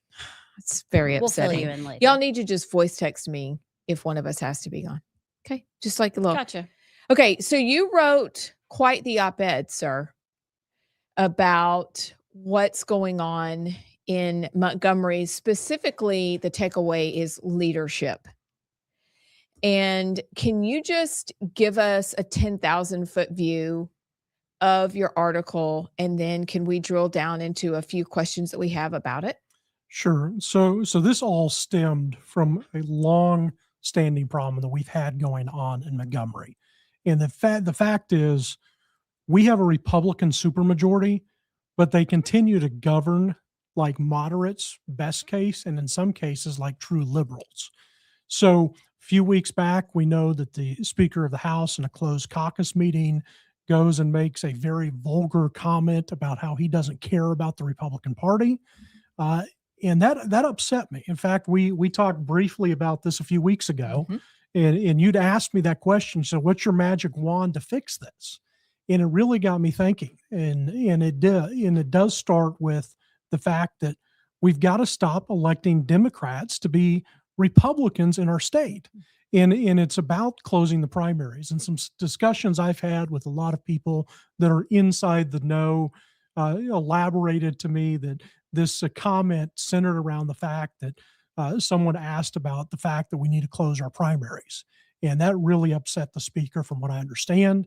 And he goes and makes these comments. Well, as a Republican, that really upset me because there's a reason that we continue to have these issues. We got the gas tax passed. We keep pushing this gambling initiative. We can't even extend the overtime tax credit, which I'm confident Trump will be talking about tonight in the State of the Union. In fact, our next governor, Tuberville, talked about that in an op-ed today, how important it is for us to have these tax reforms. Yet our state legislature continues to double the size of government and refuses to do conservative things. And this issue with Speaker Ledbetter was just the straw that broke the camel's back, as they say. And I figured that someone needed to say something. And most people were too afraid to come out and say stuff because, honestly, he comes back with retribution. And we've even seen some of that in recent days. So I felt that I needed to stand up and say something. Do you think that, I'm just going to ask it because you just said you're saying things, you've written this article. Is retribution, should that be normal? No, not at all. We should have debates. We should have differing opinions on how to make our state and our country better. And then we come together as Republicans. But in this case, we have our leader who I really don't even consider a Republican. I mean, we know people have moved from the Democrat Party to the Republican Party. That's standard practice, unfortunately, in this state after 2010. But Ledbetter was not just a Democrat from back in the Reagan days. He's an Obama Democrat. He ran as a Democrat when President Obama was passing Obamacare. And we should not be surprised that this is the kind of legislation he continues to prioritize because how he's acted. And the state the state GOP has gotten into some hot water recently about removing some people from the ballot. Well, if we're trying to get Democrats off the ballot, we need to get Ledbetter off the ballot because he is the farthest thing from a Republican the way he's been acting and governing. He has, I mean, I've had very limited interaction with the speaker, but when I have interacted with him, it was regarding the kiddie porn, as I call it, in our children's sections in our libraries and some of the things that were in our schools. He was extremely receptive. He listened. He took my phone calls. He actually passed the bill, the bill that year through the House. The conservative Senate killed it. The sex ed, well, what do you call it? Curriculum. Yeah. He passed that bill. He has passed the Bible where you can go off site for some Bible studies from high schools, middle schools and things. He passed the What is a Woman? Now, it took us 3 years to get there. So he has done some conservative things. But what more do you want to see from the speaker, from his leadership? My issue with is like Steve Raby in his office. That is a problem. Absolutely. I think the speaker has the capacity to do some really good things. But I just think he has a lot of influence from Steve Raby, who I'm pretty sure is, I don't know if this is true. I shouldn't say that, but he has been and might still be, I need to look it up, a registered Democrat. Like, that's an issue. So what are you wanting from the speaker, or do you just want him gone? Well, first of all, I'll comment on your Raby comment, because Raby is one of the largest Democrat operatives in the state of Alabama, plain and simple. And he is one of the key advisors to our Republican Speaker of the House, and that's a problem. And there is no doubt that Speaker Ledbetter has given some red meat to conservatives on a few key pieces of legislation, but there's a lot more that's not being done. You look at what's being done in the states around us. Even now in Mississippi, they're working to eliminate the state income tax. Under Ledbetter, we have doubled the size of the state budget. And God forbid we allow the overtime tax credit to continue. No, we can't afford that, because he wants to continue growing the size of government. That is a classic liberal Democrat philosophy. And I would be happy to see him say, okay, let's actually follow through on some of these GOP priorities. I am very hopeful that the GOP on March 7th will pass a resolution for the third time requesting that we close our primaries. And I would love to see the speaker say, okay, let's close our primaries. Let's make Republicans vote for Republicans and let Democrats vote for Democrats.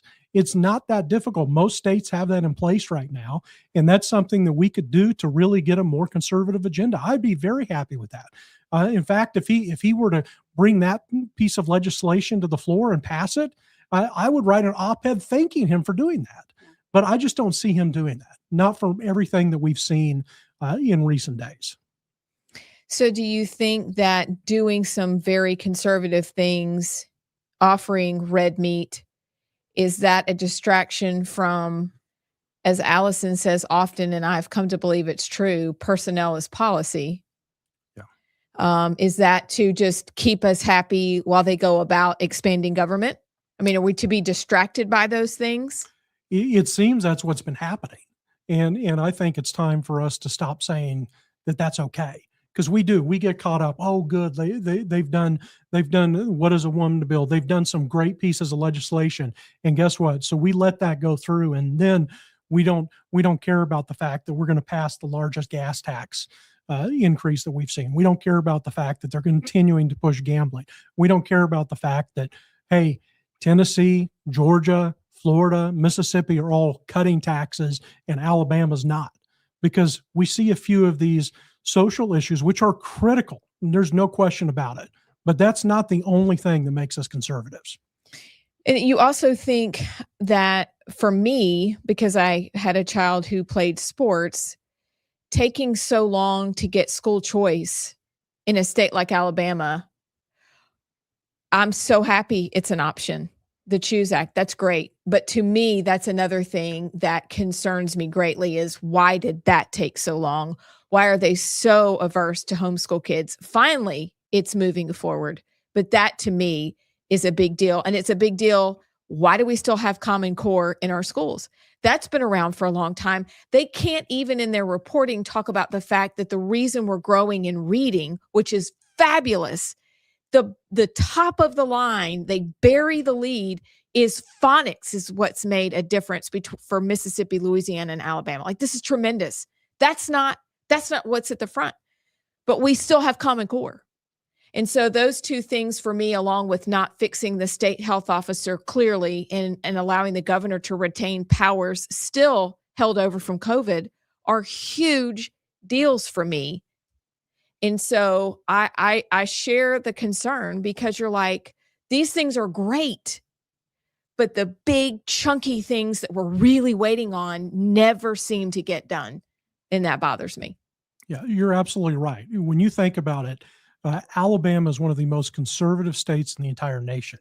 Yeah, we should be the ones leading on conservative issues, but instead we're not. We're falling behind. We're falling behind even Mississippi on these things. And I think that we've got to do better. Look at the progress that's being made in Florida by Governor DeSantis and the conservative policies that are coming out of these states. Alabama should be leading, and we're not. And we shouldn't be surprised that we're not when you look at the fact that the person we have leading the state house right now was a Democrat under President Obama when he was passing Obamacare. I mean, it flabbergasts me that we've allowed that to happen, and we just don't say anything about it. We're all too afraid to say anything, and it's got to stop. We have to stand up for what's right. What are the chances though? And I think about this as I did a video a few weeks ago with Heritage Action scorecards for our congressional delegation in DC. And we have Robert Adderholt and Mike Rogers that are at 62%. 62% of the time they vote conservative, or the way. Now, Heritage doesn't score every vote. So, you have to be careful with that. Katie Britt votes 64% of the time, according to Heritage conservatively. Yet Katie Britt is one of the most popular politicians ever out of the state of Alabama. So is it possible that this is the voters continue to put the Ledbetters in office? Is it possible that that is what they want? No. You don't think so? No. The problem is too often the voters are apathetic. They don't know what's happening until election time comes around, and then they start paying attention. I mean, you see it all the time. A lot of people don't even know who their congressman is. And it's unfortunate, but that's an issue with civics in our state and our country. So, and we can talk about scorecards. Heritage is a great organization. They do a great scorecard. There's others out there as well, but they are selective in how they look at things. Right. And that's why we have to be more active. That's why we need folks like you to point out what's going on, because most people don't pay attention. And even us that are engaged with it don't see every day what's going on with the legislation. Look at the number of bills coming out of Montgomery on a weekly basis. And it's just hard to keep up with all of it. I will say it is hard being on the outside to know really what's happening. And I think sometimes we get blamed for being overreactive or whatever it is, but all we have to go on is what we see, what we experience, what you pass, what you don't. We aren't privy to everything that happens in the halls of the State House. So until you give us a reason to think otherwise, we're just left with what we have. And so I think Montgomery is having to have a real come to Jesus moment with who do we represent and how do we go forward? We've got to take a break, but I want, if you can stick around, to talk about how the state executive committee could maybe handle this, kind of remedies, Sure. And where we go from here. So we'll be back. We signed that in New York. Listen, we've been down this road before. If you look back in the 30s and 40s in Germany, the T4 program, which was the euthanasia program, to relieve the society of the burden of life, quote, they said, life unworth living. Since when do we become God and judge? No life is unworth living. That doesn't mean there's not suffering. But when you say, I take the most vulnerable, whether they be kids with a terrible cancer or adults at the end of their life, and we say that life is not worth living, so we're going to kill them off, that's a huge problem. It is a really dark slope, a really dark precedent, and I feel very strongly about that. I have an op-ed that I wrote that is going to be released on Breitbart that addresses this. That is something we take very seriously in this administration. It's one you don't really think about. You really don't. And yet, I think maybe it was Francis Schaeffer way back in the 70s who said that if we are going to allow abortion, the logical conclusion can only be euthanasia.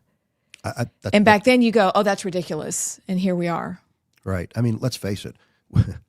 We remember what Bill Clinton, safe and rare, talking about abortion. Right. Now what is it? Now it's Katie bar the door all the way up until the day of birth, or goodness gracious, during labor. So you're right. You look at something like that, and that person was a prophet so long ago to talk about that. So could we values issue, your choice, because you're you. Yep. Values issue, or could we go to affordability for one quick second? I wanted to ask you about PBMs and where things stand with pharmacy benefit managers, because as I understand it, y'all are working on that. That's right. Helping people make drugs more affordable.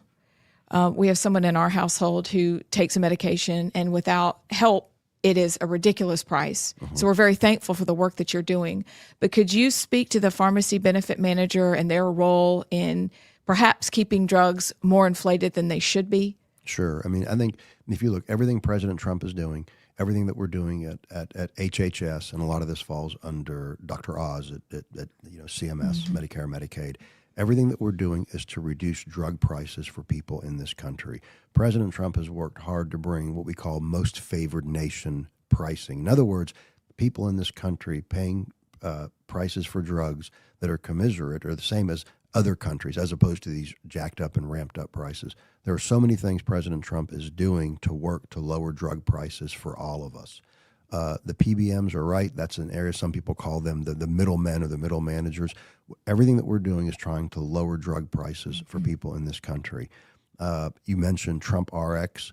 Again, a huge step forward to help people connect with how they get the drugs at the lowest prices they can. Absolutely. If you look, there are, through CMS, there are drugs that are used for cancer treatment and chronic disease where we're working hard, and we have lowered those prices, producing incredible cost savings. We've seen that compared to last year. There's going to be more price savings and more drugs on that list. The prices are coming down in 2026 and more even in 2027. Again, working to lower the cost of these drugs that are important to treat cancer or to treat chronic disease. We are winning on the front of bringing down drug pricing. Are we winning fast enough? Listen, President Trump will always say, no matter how good we do, we could always do better. He is such a lion to move things forward. So we're working hard on that, and we're pushing forward. We want drugs to be as affordable as they can for people in this country. And again, there are concrete things that we have done that have dropped the drug prices down. There is a role to play also thinking about Medicaid services. You know, prescription drugs in Medicaid account for over $100 billion. Again, actively, there is a program out that states can opt into where they're getting lower prices for prescription drugs for Medicaid patients. And you may say, well, Medicaid doesn't affect me. But again, when you think $100 billion or more, it affects all of us because all of us are paying into that. We have lowered drug prices for Medicaid patients if these states opt into the program. The program is called the Generous Program. It's an acronym. The idea of lowering these prices, that's putting money back in the pockets of all Americans, those of us who pay federal taxes anyway. Yeah. So we are winning on all fronts when it comes to lowering drug prices, but there's more that we're doing. There's more to come, but we've done concrete things already.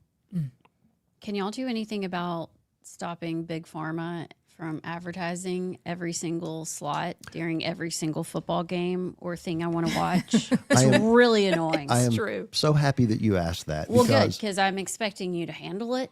I'm so happy you asked that. So after I had my confirmation hearing in July, and that was before I had my confirmation vote, but I had my hearing. We felt good about things. I closed my practice here in Birmingham, and I wanted to move up to Washington. And so I reached out to the commissioner at FDA, Marty McCary, because I know Marty. I said, Marty, can I come work as an advisor? Can I come work at the FDA? So I worked for about 3 months at FDA before I got confirmed into my position that I'm in now. One of the things that Marty tasked. Welcome back to Rightside. I'm Amy Beth with Allison and JP, finishing our conversation with Jarek Wilkins about his op-ed and all the stuff that's going on in Montgomery. So we have covered this idea that one of the helps could be closing the primary. What happens after that?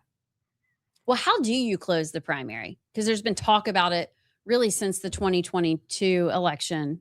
Yeah, and there has the Alabama GOP has passed resolutions multiple times saying that we need to close our primaries, but the legislature has to act to do that. They need to pass legislation to do that.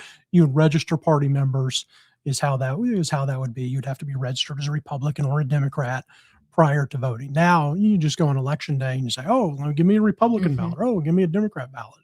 And we have so many locations where, they're just going to grab the Republican ballot and they try to put a moderate Republican up against the conservative. And that's how we end up with a lot of the people in office that we have right now.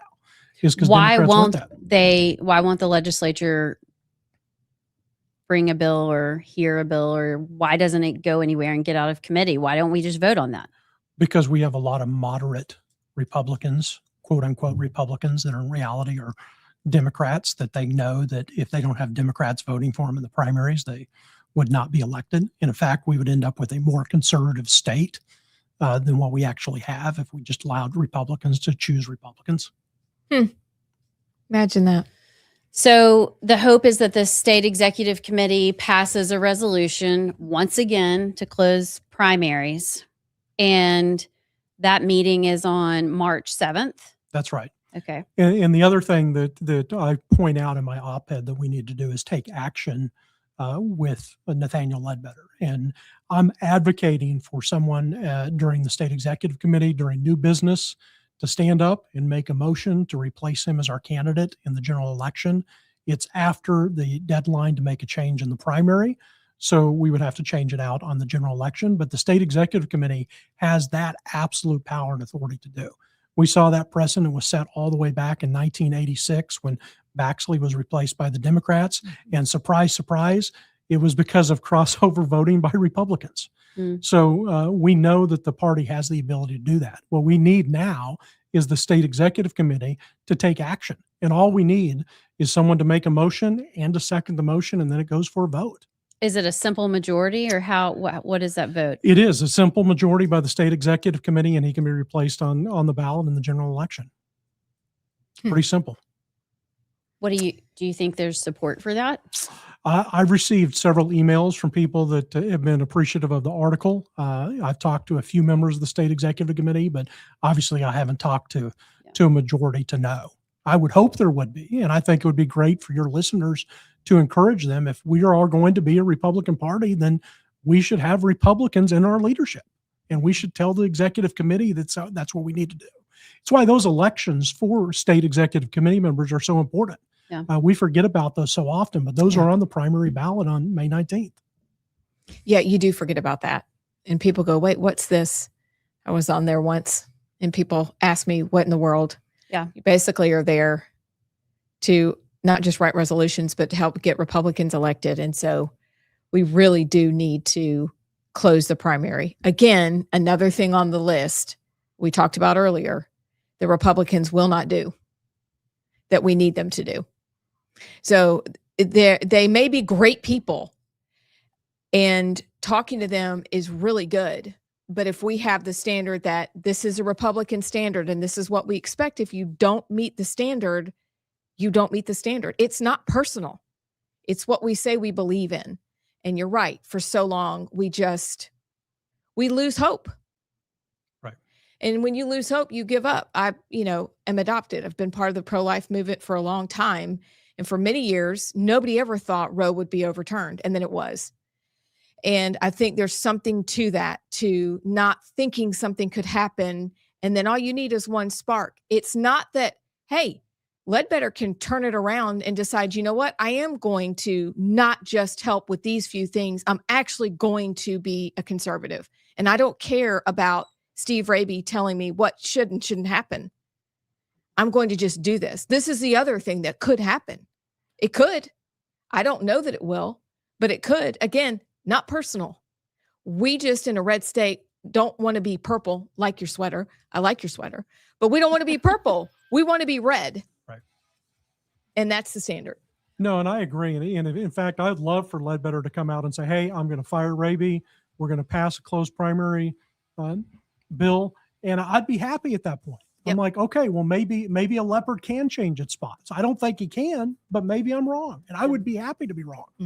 I think either way, this is a good wake-up call, a really good exercise for Montgomery. I feel like finally maybe they are paying attention to the little people, the Rams, as they call us, the Raggedy A multitude, the people that come in like us that are just trying to do the right thing and get the right thing passed. And maybe this will be a turning point. So keep us posted. Thanks for joining us. We got to take a break. We'll be right back.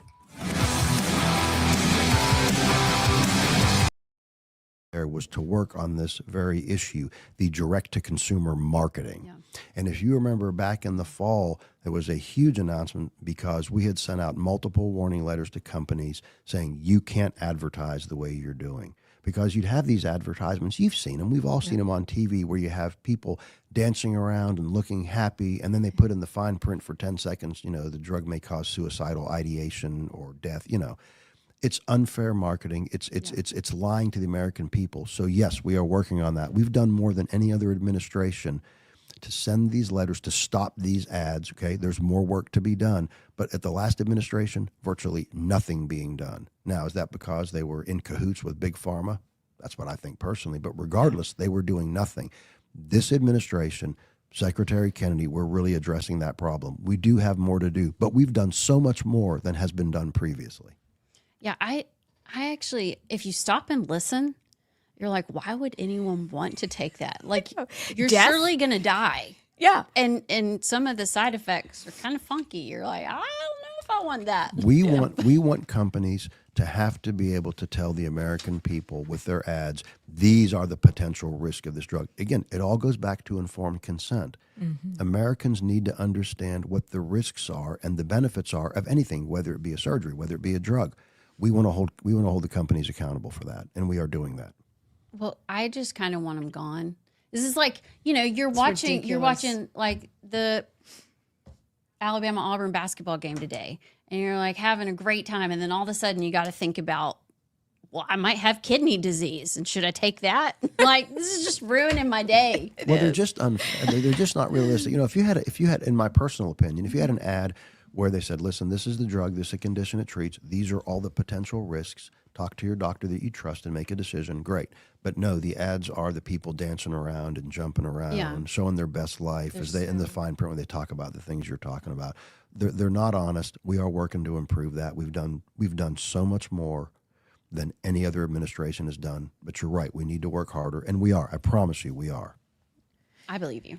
Yeah, we do. So what are other issues that we may not have covered yet that you want to make sure and talk about? For years, we've known, those of us who are conservative, we knew that, for instance, in Medicaid programs, there was fraud going on. Yeah. Right. So what do you see up in Minneapolis and such, in Minnesota, in California? We are just exposing the actual fraud to the billions of dollars that's costing this country. Did that ever happen before? No, but it's happening under President Trump. It's happening under Dr. Oz, Mehmet Oz at CMS, Medicare, Medicaid. Let me tell you, he is hitting this hard. The Office of the Inspector General at HHS is hitting this hard, exposing this fraud. We are potentially, not potentially, we are going to save Americans billions of dollars because of identifying this fraud and ending this fraud. That's real affordability when you think about that. That's money that is being stolen away from the American people. We are working hard to put an end to that. That's direct affordability, and that's going on. And it's really disturbing to think that your federal dollars, my federal tax dollars are being sucked away by liars and cheats. But we are working hard to stop that. And I'm telling you, there's incredible work going on with that. Americans need to remember that. Again, remember that every day, but remember that in November as you cast those ballots. If you want to go back, if you want to go to people who would let fraud go on, all you have to do is not vote for the candidates that support the president, and you'll get more of that same garbage. Have you connected with Congressman Tim Burchett yet, the head of DOJ? I have not. Okay. I have not. Y'all need to meet. It has to happen. I have not. Yeah, maybe he could help. He is a congressman from Knoxville, where I grew up, and he just was assigned the new chairman of the DOJ committee. So maybe y'all could do some work together. Yeah, he's great. No, I would love to meet that. I would love to meet him. Another thing in terms of, and this bridges the values and actually cost and affordability, the NIH announced that no longer would grants be available or go toward studies using aborted fetal tissues. Oh, yes. Okay. Again, Jay Bhattacharya, who is at NIH, he is an amazing warrior for this country. He's an amazing warrior for health. He is a believer. He's a brother in that respect. He's an amazing scientist. But NIH announced dollars aren't going to go toward those grants. So if those studies are going on, the money's going to be pooled. If you apply for grants for studies that use that aborted fetal tissue no longer. So what does that do? Number one, it's a win for life. Yeah. It's also a win for dollars that we have in this country for legitimate studies and research not going toward that kind of stuff. Mm-hmm. Our dollars, the dollars that we pay, tax dollars, will be going towards studies that actually improve health and actually promote life and actually do things to advance the health of this country. Again, is that affordability? 100%, because it'll make the country healthier. We will have better affordability. Our tax dollars won't go towards studies that aren't going to help this country get better. And I think that's huge. I was so proud of when I saw that come out. And it is huge because it's also very hard for people to even believe that was happening in the first place. There's another, probably along the lines of COVID and you're a vaccine denier. Those kinds of things don't happen, but it did. They do. And this is remarkable that it doesn't happen anymore. Absolutely. Absolutely. Again, so many good things being done. You know, I'm a Catholic Christian. In this administration, you don't have to check your faith at the door when you practice medicine or you want to care for patients. I say this because one of the things that the president is pushing and Secretary Kennedy is very strong on is conscience protections. In other words, if you're a physician or you're a nurse or you're a pharmacist or you're a healthcare provider and you say, you know what, this goes against my deeply held faith, my deeply held convictions, under the last administration or under Democrats, you'd be persecuted. Yes. You'd be disparaged, right? Not under this administration. So the conscience protections are there. If I was still practicing, I wouldn't have to worry that I was going to be attacked by the left because I didn't want to take part in some procedure that was against my conviction. So conscience protections are very important. Hello, and welcome back. You just never even know what we do during each halftime, which we know it's a break. Halftime. I like to call it halftime. Okay. So this hour, we're going to get around to just peeking in on the cartel chaos, which that's a whole thing. 30 seconds. One of y'all explain to me what's going on with this documentary and Erica Kirk. That doesn't make sense because I completely missed out. And then I know it's Tuesday.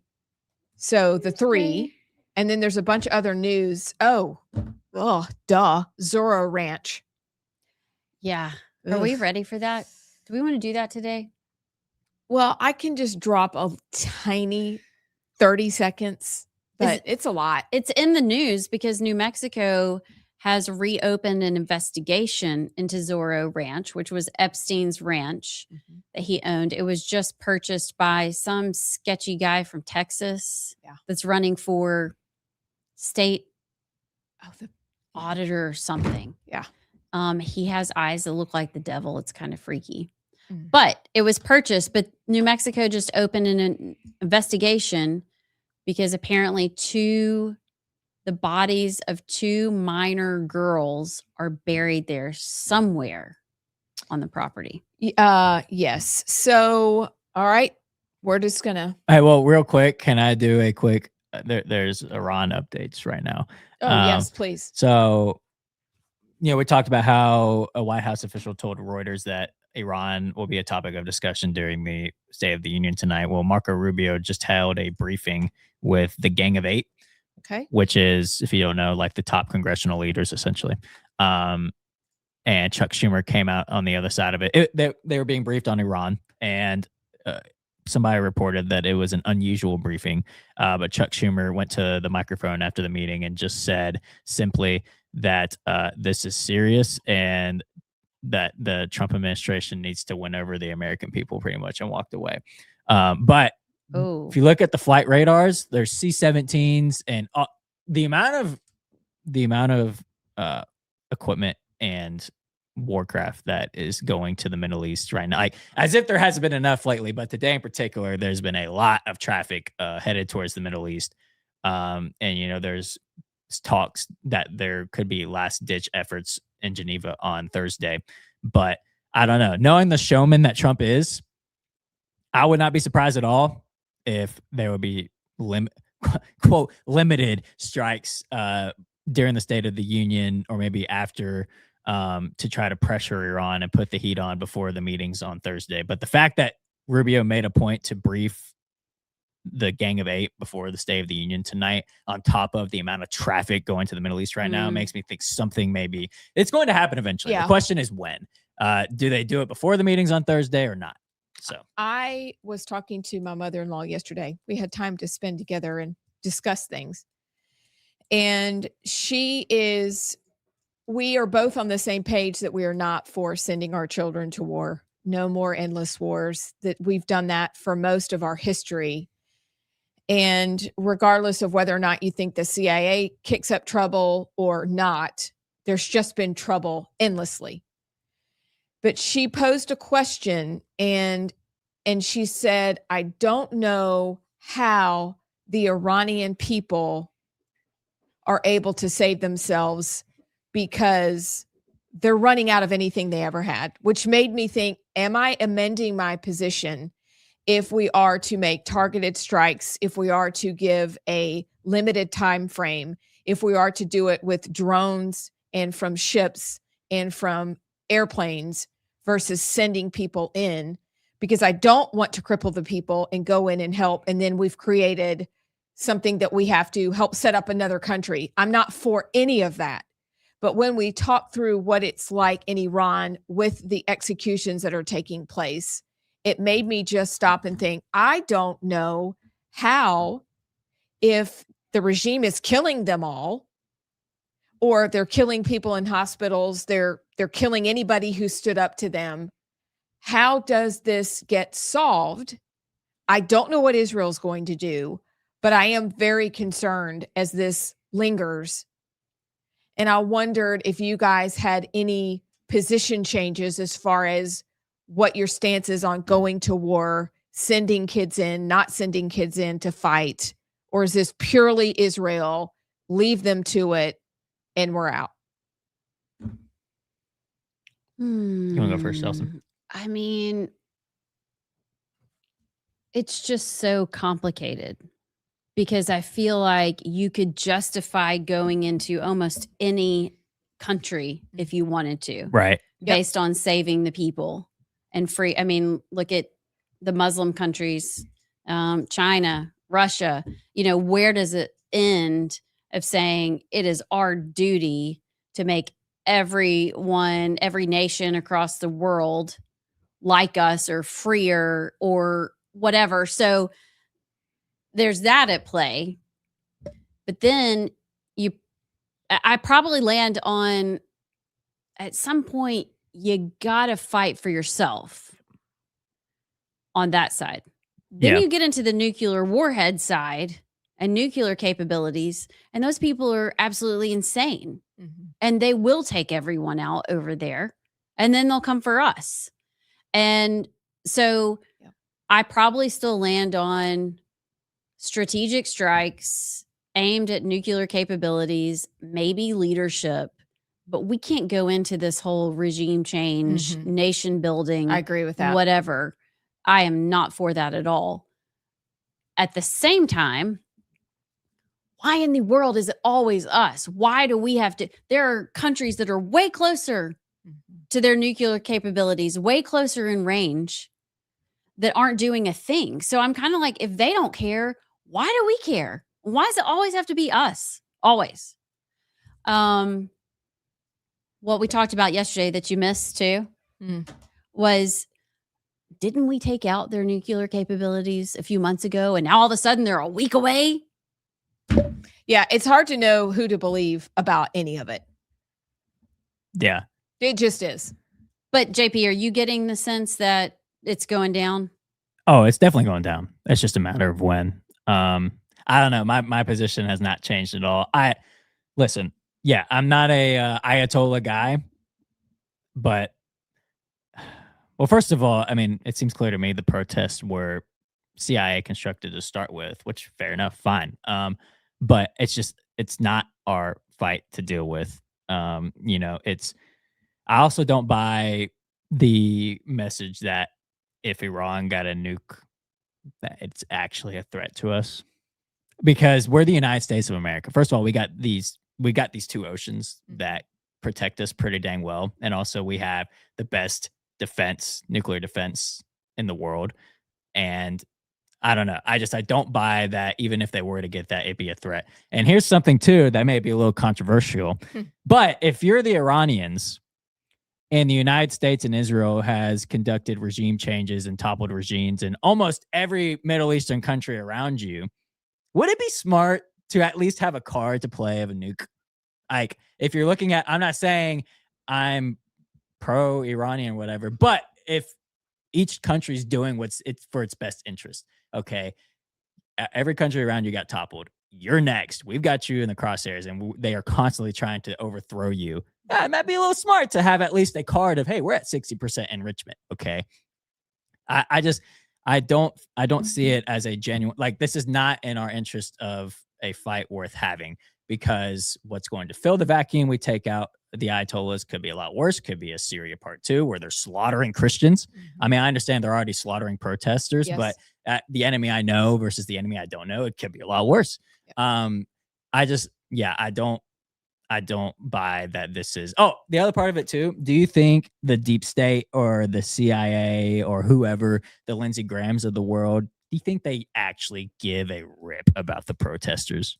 No, not at all. That is their fodder to do what they want to do and topple another regime in the Middle East. So that's their messaging. That's their useful, try to gain public support. I'm not saying they're not slaughtering protesters, but the reason that they want a regime change, they being Lindsey Graham, Mark Levin, all the, the war hawks in America, is not for the protesters. They just want another regime to get toppled in the Middle East when, truth be told, like, it's what we're doing right now that has Iran to be like, yeah, I want a nuke. Why? Because you're constantly overthrowing us in the Middle East and we're next. You're a threat. Like, maybe if we stop doing this and say, Israel, you handle it. That's in your backyard. You're capable of handling it. You do it, okay? And we can have all of our resources over here defending our turf. That's what a healthy ally relationship is. So, which we don't have. I don't know. I think it's coming to the point of Trump's made up his mind. It's just a matter of if you don't do all you're doing right now with all the costs tied to it without doing something. It's not a bluff. It's not a leverage point. There's reports that Trump is actually pretty annoyed and frustrated. Iran hasn't capitulated already. Yeah. So it looks like it's Iran. It's on. Iran saying us giving up our nuke and our nuclear options and our uranium is a lot riskier than just going to war. I think is the spot they're at. Yeah. So it'll be overnight very interesting. Because who knows? Is this just an ego thing on Trump's part, though? Part of it is. I think certain people, certain allies are using Trump's ego to, like, you just took out Maduro. You could kill the Ayatollah if you wanted to. They tried to kill you, which I don't even think that's true. You could just take him out if you want. You are Trump, okay? You could just take him out if you want to. And he's, you know what? I can. I think that's part of it. You're good, JP. So we'll see. Wouldn't that be theater though? State of the Union. Hey guys, by the way, the Ayatollah is getting bombed as we speak. We didn't take bets on that one. It's not on our sheet. That's going on the sheet. Does war start? Big question. Does war start tonight? During the State of the Union?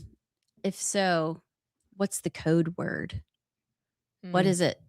Trump. It'll give the signal. Oh, there's not going to be a code word. It's just saying we're bombing Iran. So he's just going to say it. It's just okay. There's a lot to talk about for us starting the show tomorrow, guys, with this list. So much is happening. Okay. All right. We'll check that off the list. Okay. We're going to take a break. We've got the 3 at 4:30. Next, what else do we have to cover? You want to quickly talk Candace after the break? Yeah, and Zorro Ranch a little bit if you want to drop a little something. Just a little. Okay. It'll make sense if you hear it. Okay. We'll be back. Really being pushed and really being strengthened by this president and by Secretary Kennedy and all of us at HHS. Well, the left does not check their religion at the door. So. No, that's right. No, their whatever progressive woke agenda does not get checked. Yeah. Yes. Yeah. Okay. So we like to do something a little different. We call it the lightning round or your exit questions. Okay. These are like, just be Brian Christine. I will be Brian Christine. Take off your Admiral hat. These are just kind of to get to know you. Okay. As a person. So, what was your very first job? My very first job, I worked at a Baskin-Robbins when I was in high school. And I think it was a terrible decision for the individual employed me because I probably spent more time in the freezer eating ice cream than I actually did. No, I didn't really. But I worked at a Baskin-Robbins. That was the first job. I did do some work at living in Augusta. There's a military base close by, Fort Gordon. And I worked at the commissary there, which was like the grocery store. Yeah. And I bagged groceries. And I did that during the summers. And that wasn't, got tips. And so there was that. But the first job that where I actually got paid and all that kind of stuff was at Baskin-Robbins. That's old school. That's straight up old school. Yeah. Favorite flavor? Oh, favorite flavor, pralines and cream. Okay. Absolutely. It's so Southern. Wow. What Southern? I can't believe you was in didn't say Augusta, pralines. Georgia. Yeah, praline. Well, you know, pralines. I am an Army brat, so we've moved around a fair bit. But yeah, but it was that was a lot of fun because I ate my way through a lot of ice cream. And we say bravo. You know. I think they're putting in another, like I haven't seen Baskin Robbins in forever, and I swear I drove by somewhere and they're putting one in. I think they are. I think I know thought what they you're were talking bankrupt. about. And just in case Secretary Kennedy is going to watch this podcast, I have reformed my ways, boss. I know that pralines and cream is not very maha, but you know what? A little bit of sweet now and again is okay. No, This back is then way I back bet when. it was made with like no fake anything. I bet it Milk, was legit sugar. in the like 80s or 90s. Could have been. Yeah. Yeah. It was tasty. Yeah, no, I'm pretty sure. Just maybe don't go work at the new one. Biggest pet peeve. Biggest pet peeve I have, I think, is that people will complain but not stand up for what's right. In other words, how many times have I seen, for instance, physicians who complain so much about the government and so much about what's going on in healthcare, but if you ask them to get out and support candidates who support, literally go to rallies or to give donations, because you have to be able to fund campaigns, they won't do anything. Yes. That I've seen that with physicians. Now, lawyers, I believe, are 100% the opposite way. They will get engaged and get involved, but there are so many physicians who will complain and won't do anything to help the situation. That is a peeve of mine. I think that's probably, we could go in that category. Well, I'm sure you've seen that as well. Absolutely. It's really hard to get people convinced that what you do matters. But you're right. Complaining without action you're just yapping in the wind. You know what? Give donations if you can. Go knock doors. You've all done that. We've all done that. Go out there, put signs up, right? Do what you can do. If you really believe that things are a problem, then get out there and do something about it. That's right. It's kind of like teachers who, teachers are like the same. They're scared to put themselves out there and do anything to make changes. Like, if we all got together, we could actually do something. I don't know. Is it my turn? It's your turn. Okay. It's your turn. What's one new skill you would like to master because you have so much free time? One new skill I would like to master. Like a hobby or something you want to learn. Yeah, that's a really good question.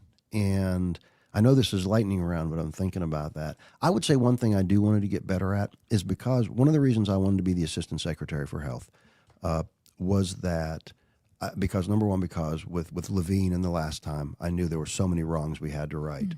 And so that drew me, but also because the role of the Assistant Secretary, we talked about this, part of the role being communication and being out there, being out front, communicating things to the American people. I want to get better at that.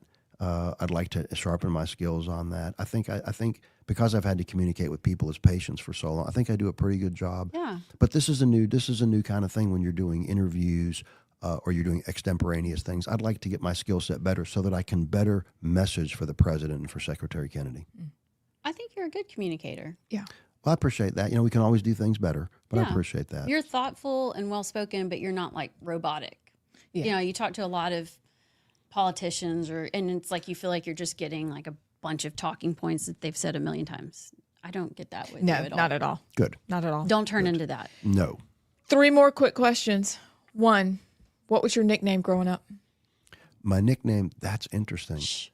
Sammy was my nickname. Okay. So my name is Brian Sam Christine. Now, you wouldn't know this by looking at my last name, Christini, but I'm Italian-American. My grandfather, my dad's father, was Biagio Christini, Christini, right? My father's, Great name. I know, my father's sister, my Aunt Helen, who has passed, her name was Helen Christini, Christini, on her birth certificate. My dad was Alexander Christini. Hello, and welcome back. I'm Amy Beth. She's Allison. He's JP. You're listening to The Right Side. So, right quick. I see what you did there.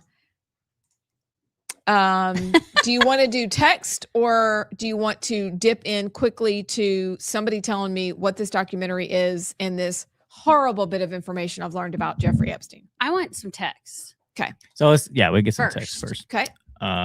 Let's see. Charles the First. Hey, Charles. He said it's off to Canada for those young drafted people, mostly from southern states who are drafted. Wait, so Or can you still get married and miss the draft? Or if you identify as a female, can you get out of the draft? I think Oh, it wait. can. Does he mean like we're going to fight Canada? Yeah, I think that's what he meant. Oh, I thought you meant they were going to like defect to Canada so they No. didn't have to I get take Or it maybe. as They may I be take saying it as that. Yeah. defecting to Canada. Yeah. Um, Well, don't go to Mexico. Don't. It's a mistake. It's warmer, but That's my thing though. Like, even if I'm very much against the war with Iran, God forbid, like I have to I'm You've going gotta to go. I gotta go. Like everybody, my family, my grandfathers, my great, like they all did it. I would do it even if I'm so much against it. But I honestly don't know how many of the other guys in my generation would even feel that way right now. I feel like if I don't know. Because you're mature. Well, I mean, it's more So- of I think if like I'm tired of the Middle East crap. My uncles, my like the Middle East in particular, my generation has had fathers, brothers like that have gone and died and fought, and I think they may just be at the point of like I'm not doing that. You know, well, and for what? for what? You know, yeah.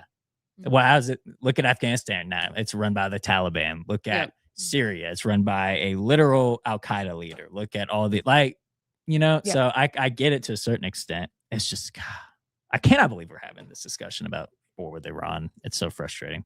Bobby from Huntsville says code word discombobulator. Okay. Wait, Could be. Wow. guys can do. You have a. Oh, yeah. How do guys do that? I don't know. It's like God gave them a certain something. Yeah. Like that. I Uh-huh. feel like I'm in second grade right now. Yeah, it really good. Impressive. David, I bet you don't even have to practice that. no, I don't. I Yeah, wouldn't even know how to begin. Guys are just born with it. David from Madison says their thought process is not the same as how we Americans think. They don't value life in the same manner we do. That's But I true. can almost guarantee you the CIA is currently prepping the battlefield from within Iran's military. It wouldn't surprise me if we go to a war with Iran that they quickly surrender. Huh. Here's my thing though. Interesting. If they are that irrational, which I mean, it's an argument that they are. They're literally fighting for their existence right now. Whenever so how do irrational people act when they are fighting for their life? Literally, I mean, there's American targets all throughout the Middle East. You know what? You know who has a presence in the cartels? Iran. Hezbollah has a big presence in who can get activated here. How many Iranian sleeper cells came in during the Biden administration? This is the stuff, like they are that irrational, but let's not get too cocky about they've got places in certain areas that could affect us too, you know? So it's just Yeah, and if you're going out, you might as well go out with a bang. like when the strikes start, they are going to this is not for nuclear enrichment. They're going to try to regime change, kill the Ayatollah. Yes. So they know that. How do irrational people react to that? They're going to do irrational things. So it's just there's a lot. I understand we're the United States and we probably could just, but also they got pieces that could hurt us too. Agreed. So Well said. I hope I make it through Mahjong for. It's kind of like when we went out of town. I always am like, okay, Lord, if the plane's going to crash, let it be after the vacation so I can have fun for the week and then die after. Just let me make it through Mahjong without the world ending and World War III starting, and then I'll be happy.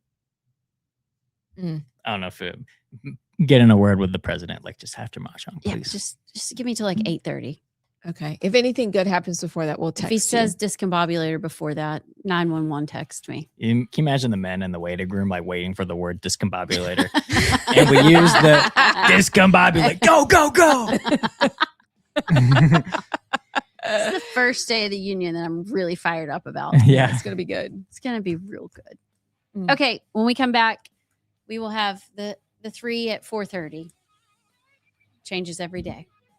We'll be back. CHRISTINE. And so my dad could never explain how that change occurred. Who knows? But my middle name is Sam, named after my father's uncle, Sam, who passed away. But my nickname was Sammy. And so part of the reason it was Sammy is because there was a Sam. But do you remember the movie Disney, Sammy the Way Out Seal? I guess you don't. I guess I'm showing my age. It was a seal, yes. And so I love that movie. And so people call me Sammy. Aw. The way out. SEAL. I bet. SEAL as in like, not as in like. Yeah. What, did he like live way out there, or Well, was he like? Was it cool? No, we're it's gonna have funny. to find Typical. it, Sinclair. Back when Disney actually made movies that Yes. you'd want to take your kids to, right? Yeah. So Sammy was my nickname. Okay, this was my question. You don't have to answer it. Sure.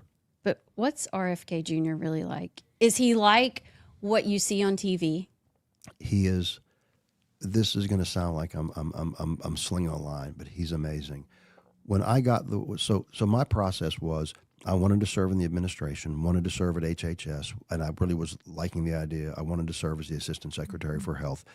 So I knew someone who was in the transition team. I sent my CV, and they said, we've showed it around to people, put a formal application in with the transition team. I did that. Had a couple of phone interviews, and then last year I got the word. They said, listen, we want you to come interview with Mr. Kennedy. And so I went down, and I interviewed with RFK. And in the room also was Jim O'Neill, the deputy now the deputy secretary. They were there interviewing me. So I step into the room, and I step into the room with Robert F. Kennedy Jr. It was, number one, it was almost kind of surreal that here I am, the little guy from Alabama who's talking to RFK Jr. He is like you see him. He's a very kind man. He's an incredibly thoughtful man. I'm going to say he's a humble man in that he's not afraid to say, in my life, I've made mistakes. I've had substance abuse issues. He's not afraid to admit mistakes. He's not afraid to admit wrongs, but he's not afraid to stand for what he believes. He's a really kind man. He's a really thoughtful man. So that, again, I believe he's like, to me, and when I've seen him with his wife, when I've seen him interacting with us, it's amazing. So let me give you a story, recent story. I told you that I'm the head of the Commission Corps, the Public Health Service officers. About 2 weeks ago, I got alerted from one of my admirals that one of our Commission Corps officers had done something really amazing. A lot of our officers are deployed to the Indian Health Service that takes care of health care on the Indian reservations for Native Americans and Alaskan Natives. Okay, we staff a lot of the Indian Health Service.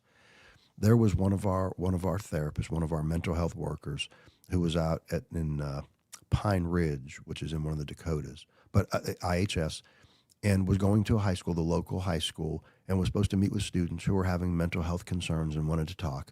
And only one student showed up. And so the administrator at the school said, you know what, to my officer, you know what, go home. You know, and this is Lieutenant Fellows. Go home, Lieutenant Fellows. There's only one person here. And she said, no, I'm here to take care of the kids. So started talking to this 14-year-old young girl.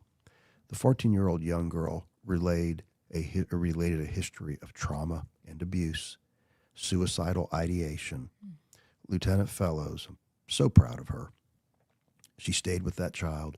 She made sure that the school teachers and all stayed with that child while she got arrangements made to transport that child to a hospital.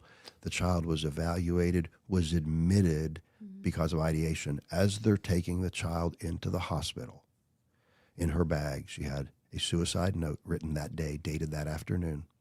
She had a noose that she had made. Oh. And she said, had it not been for Lieutenant Fellows, I would have committed suicide that day. So I got this word, and I was like, this is an example of why my officers are so important.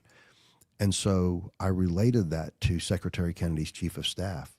And I said, hey, I'm going to call, just to let you know, I'm going to call Officer Fellows later on this particular Friday. I'm going to call to say personally congratulations, because she works normally at the FDA, office in Salt Lake City, but she was deployed out to IHS, to Indian Health Service. Okay. Anywho, I said, I'm going to make a call to congratulate her. So what happens? I get word, Secretary Kennedy wants to make the call with you. Oh, wow. So we get on the call. It's a video call. There's my officer.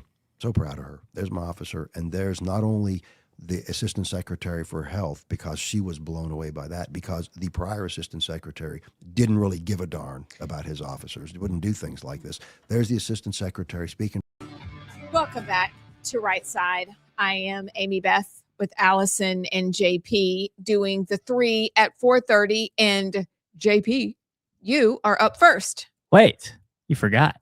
What? What are we doing?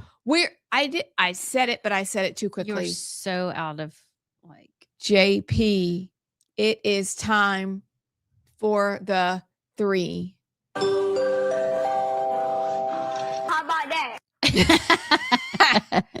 All right, good sir.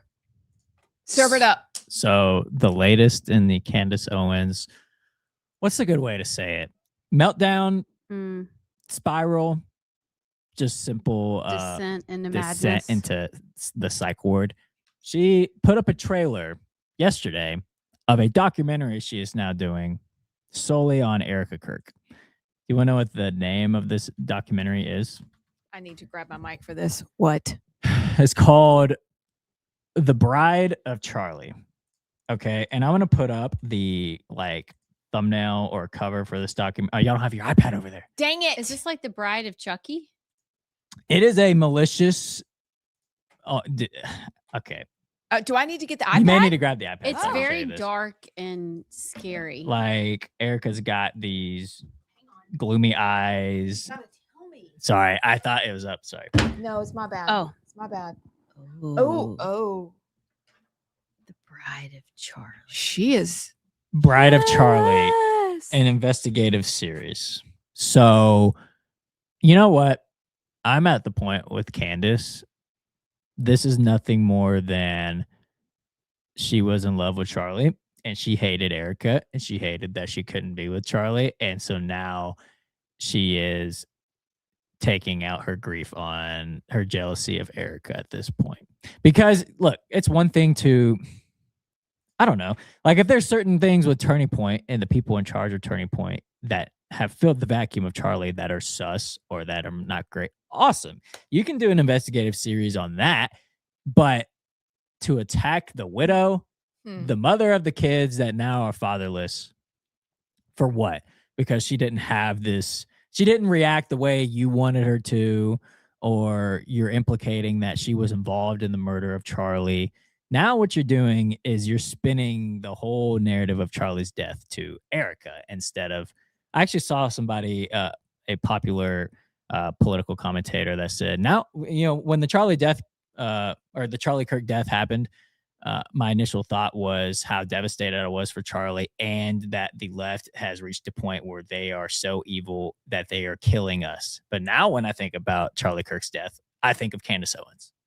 And that's what it's turned into. So like I said, if you want to go and do investigative journalism on shady figures at Turning Point that are now running it now that Charlie's gone, that's one thing.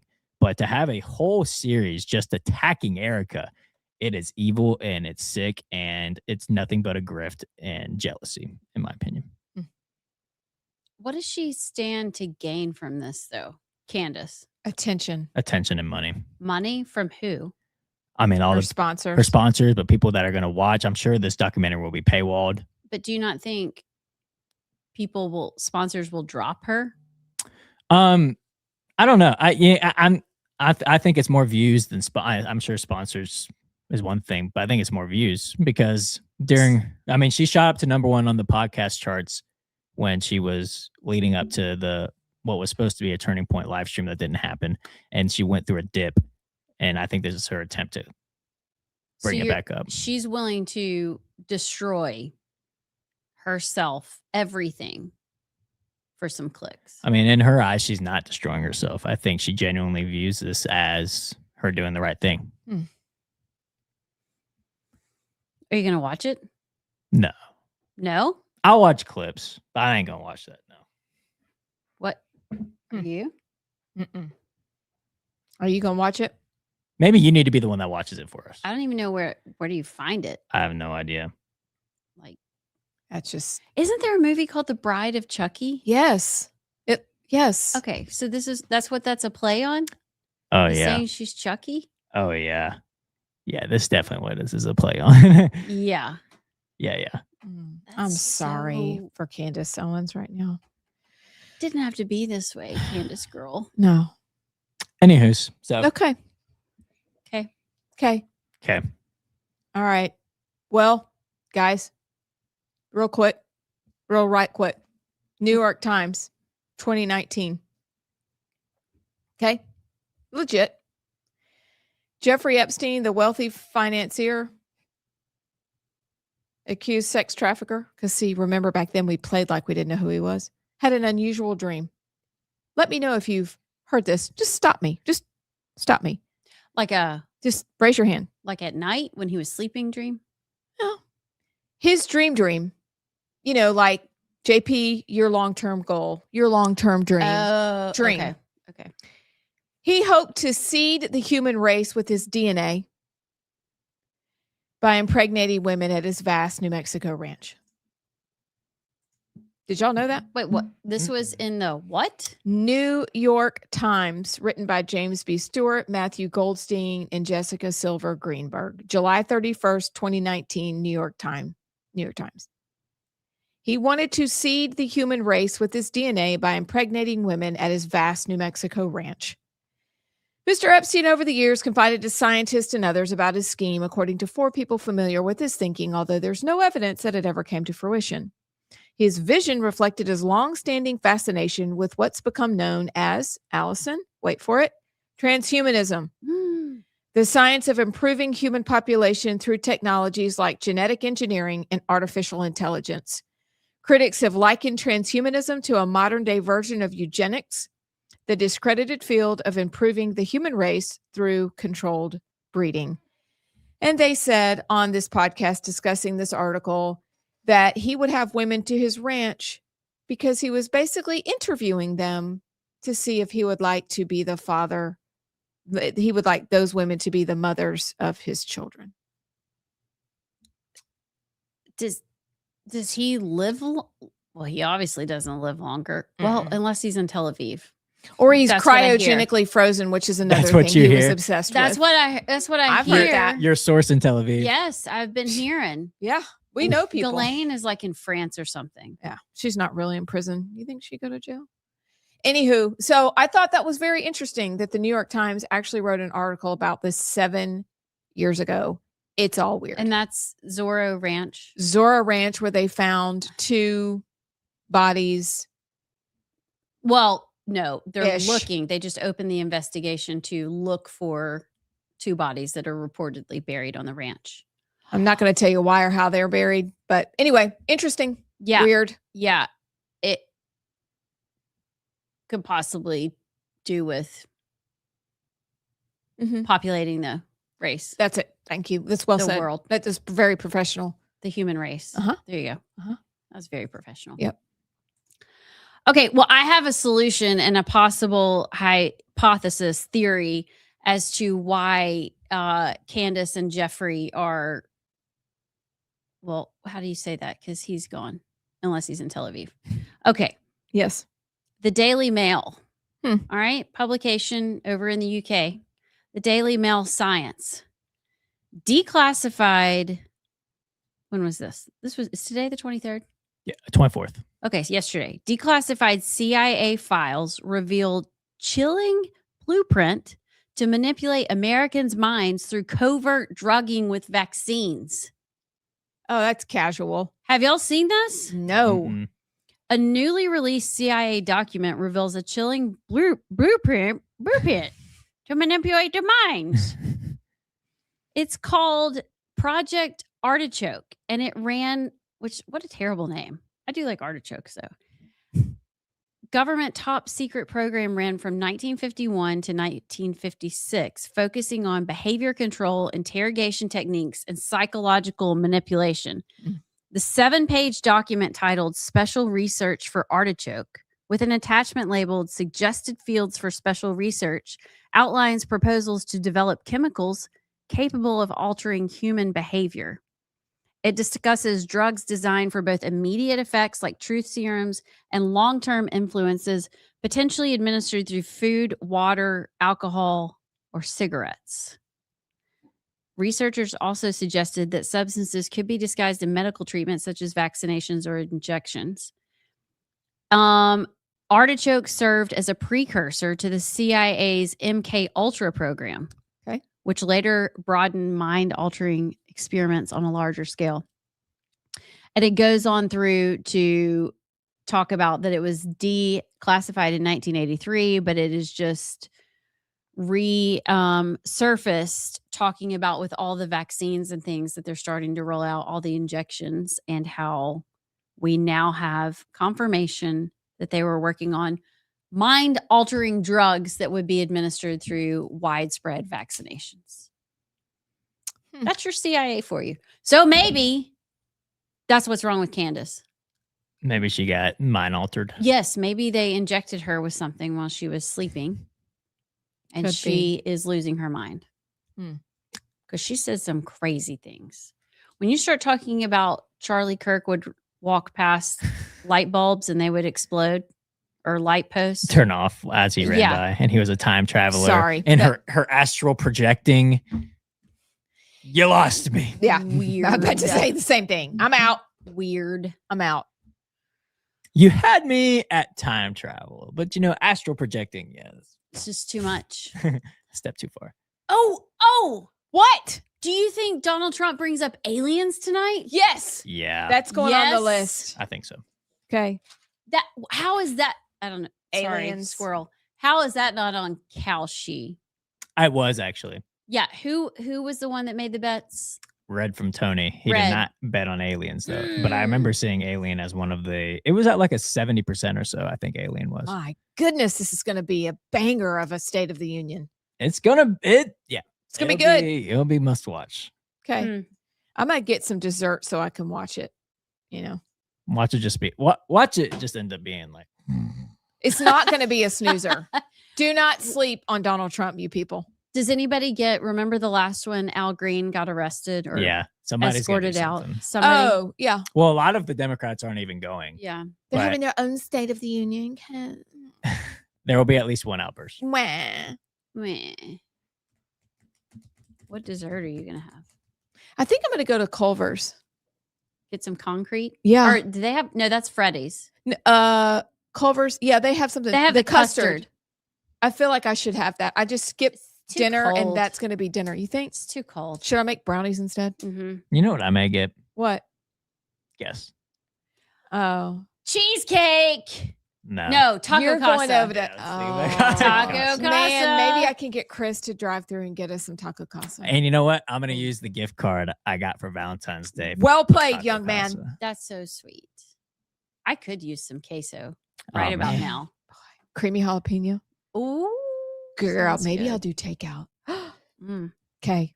I'm hungry. Same. Me too. Starving. Right. When we come back, we won't have snacks because it's almost dinner time. Don't want to ruin your dinner. Are we gonna play Would You Rather? Yeah, we'll play Never, something. ever, ever. Yeah. Okay. All right. Fun times. We'll be back. To remind you that Inspire Advisors is one of our sponsors and they are doing amazing work. We know this audience, and you're the kind of folks who believe in standing up for your principles and being good stewards of your resources. What if the companies you're invested in don't reflect your values at all?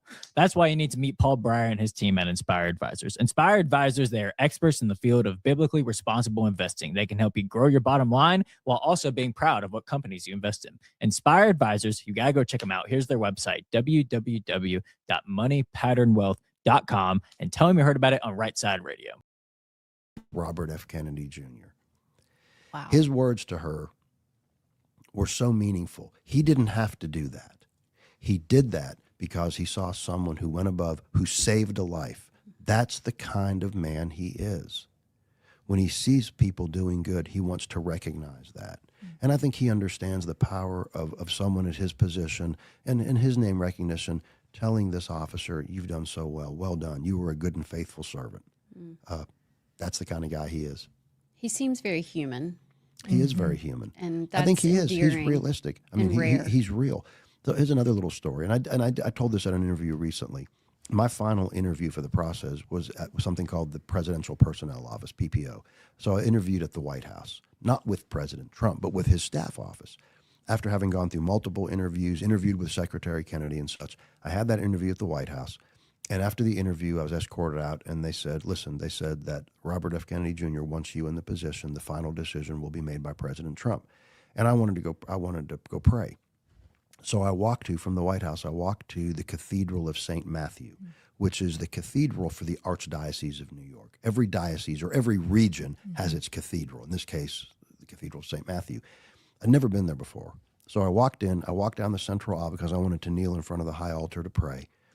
And at the end of the aisle is a disc in the floor. And the disc says, this is where the body of President John F. Kennedy laid in state on this spot. And so I thought, I want to go work with a man whose father and whose uncle were martyrs for our republic. Forget the politics. If you don't like the politics of John F. Kennedy or Senator Bobby Kennedy, forget it. They literally were willing to die for this country. I know that RFK would die for this country. I know that Robert F. Kennedy Jr. would shed blood for this country. And so, at that moment, I just hit my knees and I said, God, let me work with this man. And here I am. But that's what he inspires in people. And it's not just me saying this. You talk to anybody at HHS, any of us who've been, put into position there. He inspires us every day. He's amazing. Wow. Which is exactly what you have done for us. You inspire us too, and you make Alabama proud. But it seems that we are in very good hands. Well, that's kind of you to say. I appreciate that. This is a blessing. It is a privilege to wear this uniform. It's a privilege to serve, to work with Robert F. Kennedy Jr. It is a privilege to serve President Trump and to serve our republic. It really is. And so do me a favor, pray for us. Pray for us at HHS, pray for the president, pray for Secretary Kennedy, pray for me, pray for all of us at HHS trying to do good work, because we need the prayers, because I'm sure there's enough people on the other side who wish us ill, but pray for us, because that's really meaningful. We will. Well, y'all do a good job. Just stand in truth. Don't back down. That's right. We got you as much as we can. But y'all are doing great work. I mean, just in a few short months, I feel like really putting out and changing a lot that needed to be done. So we are doing so much. There's so many good things happening under this administration, but we're doing so much at HHS, and it's venues like this that get the word out to the people, because you're never going to hear it from, CNN and all those other ridiculous networks that all they do is lie to the American people. What you're doing is speaking truth. And I tell you, you aren't just some shells for the administration. You people stand on truth. And, if you see something go right that you think is good, you'll say it. But if you see something that's not good, you'll say it as well. And that's what we need for the people to understand. They need to hear this so that when November comes, I'm going to say it again, get out, vote. Yes. Vote. In all of these districts across the country, support our congressional candidates, all up and down the ballot, but support our congressional candidates who line up with President Trump. Because if we don't, they're going to be trying to roll things back. Well, thank you for being here today. Come hang out with us next time you're back in Birmingham. Do you get to come home often? I do. I don't come home often enough. I've really got to make it a point to come home. I need to come home a weekend a month or a weekend every 5 weeks or so, because I need to see my granddaughters. And actually, as of Thursday, my first grandson. So praise God. Oh, congratulations. But I need to come back more, because it was when I stepped off the plane the other day, you're like, I was like, I'm back in Sweet Home, Alabama. I do miss this place. I'm so happy to be doing what I'm doing, so privileged, but I miss this place. Yeah, we'll keep you grounded. Yeah. That's good. We'll keep you just Brian. That's good. I like that. That's what I need. But you're welcome anytime. You are welcome anytime. Maybe we'll come to DC and Please do something. Do. Yeah, we'd love to. Check out your new office, which actually is your office, Richard's, Rachel's. Okay. Yeah, it is. Now we have to go. Now we got to go check it out. Yeah.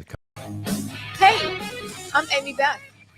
She's Allison and he's JP, and we are the Right Side. So it's the end of the day. And so you know what we do. JP, do we have Would You Rather or Never Have I Ever? Or we just straight up trivia today?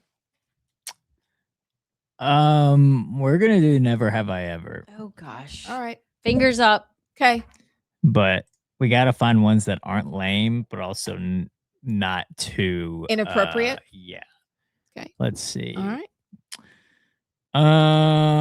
God, these are lame. Hold on. I'll find some good ones. Just start making them up. Okay. Never have I ever given someone a fake phone number.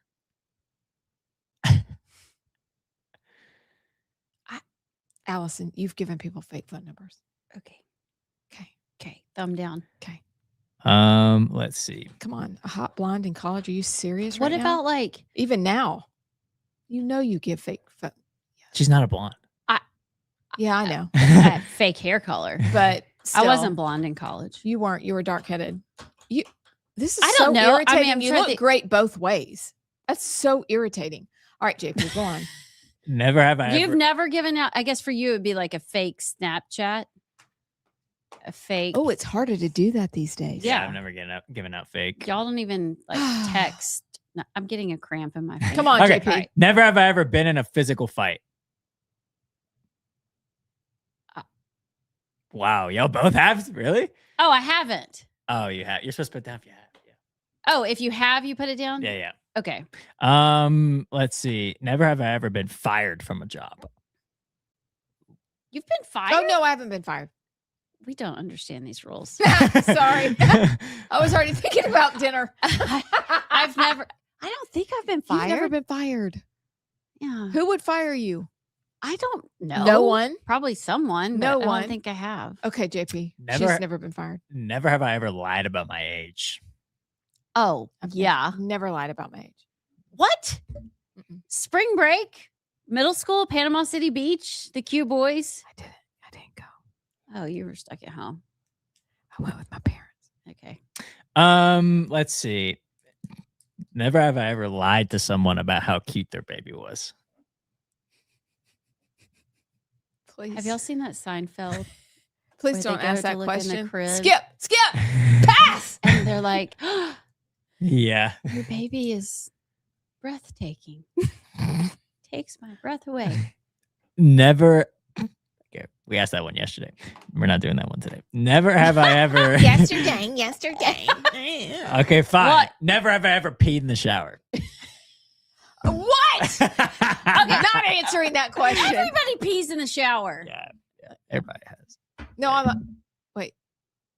Do you wash your feet though? Depends on the day. I still don't. Even with all the hate. Barely, but sometimes. Never have I ever.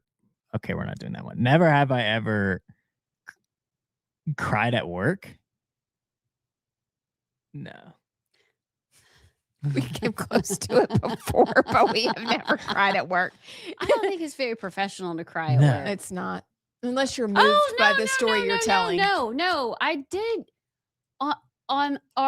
in our other life, on our other show, I remember one time I started crying. I was telling a story and I started crying. Did I cry? No. Probably not. Yeah. I have a heart of stone. Yeah. I cried. I don't have I the did heart of cry stone. at work. Okay. All right. Can't remember what it was. Never have I ever quit a job and walked out on the spot. Oh. Oh, okay.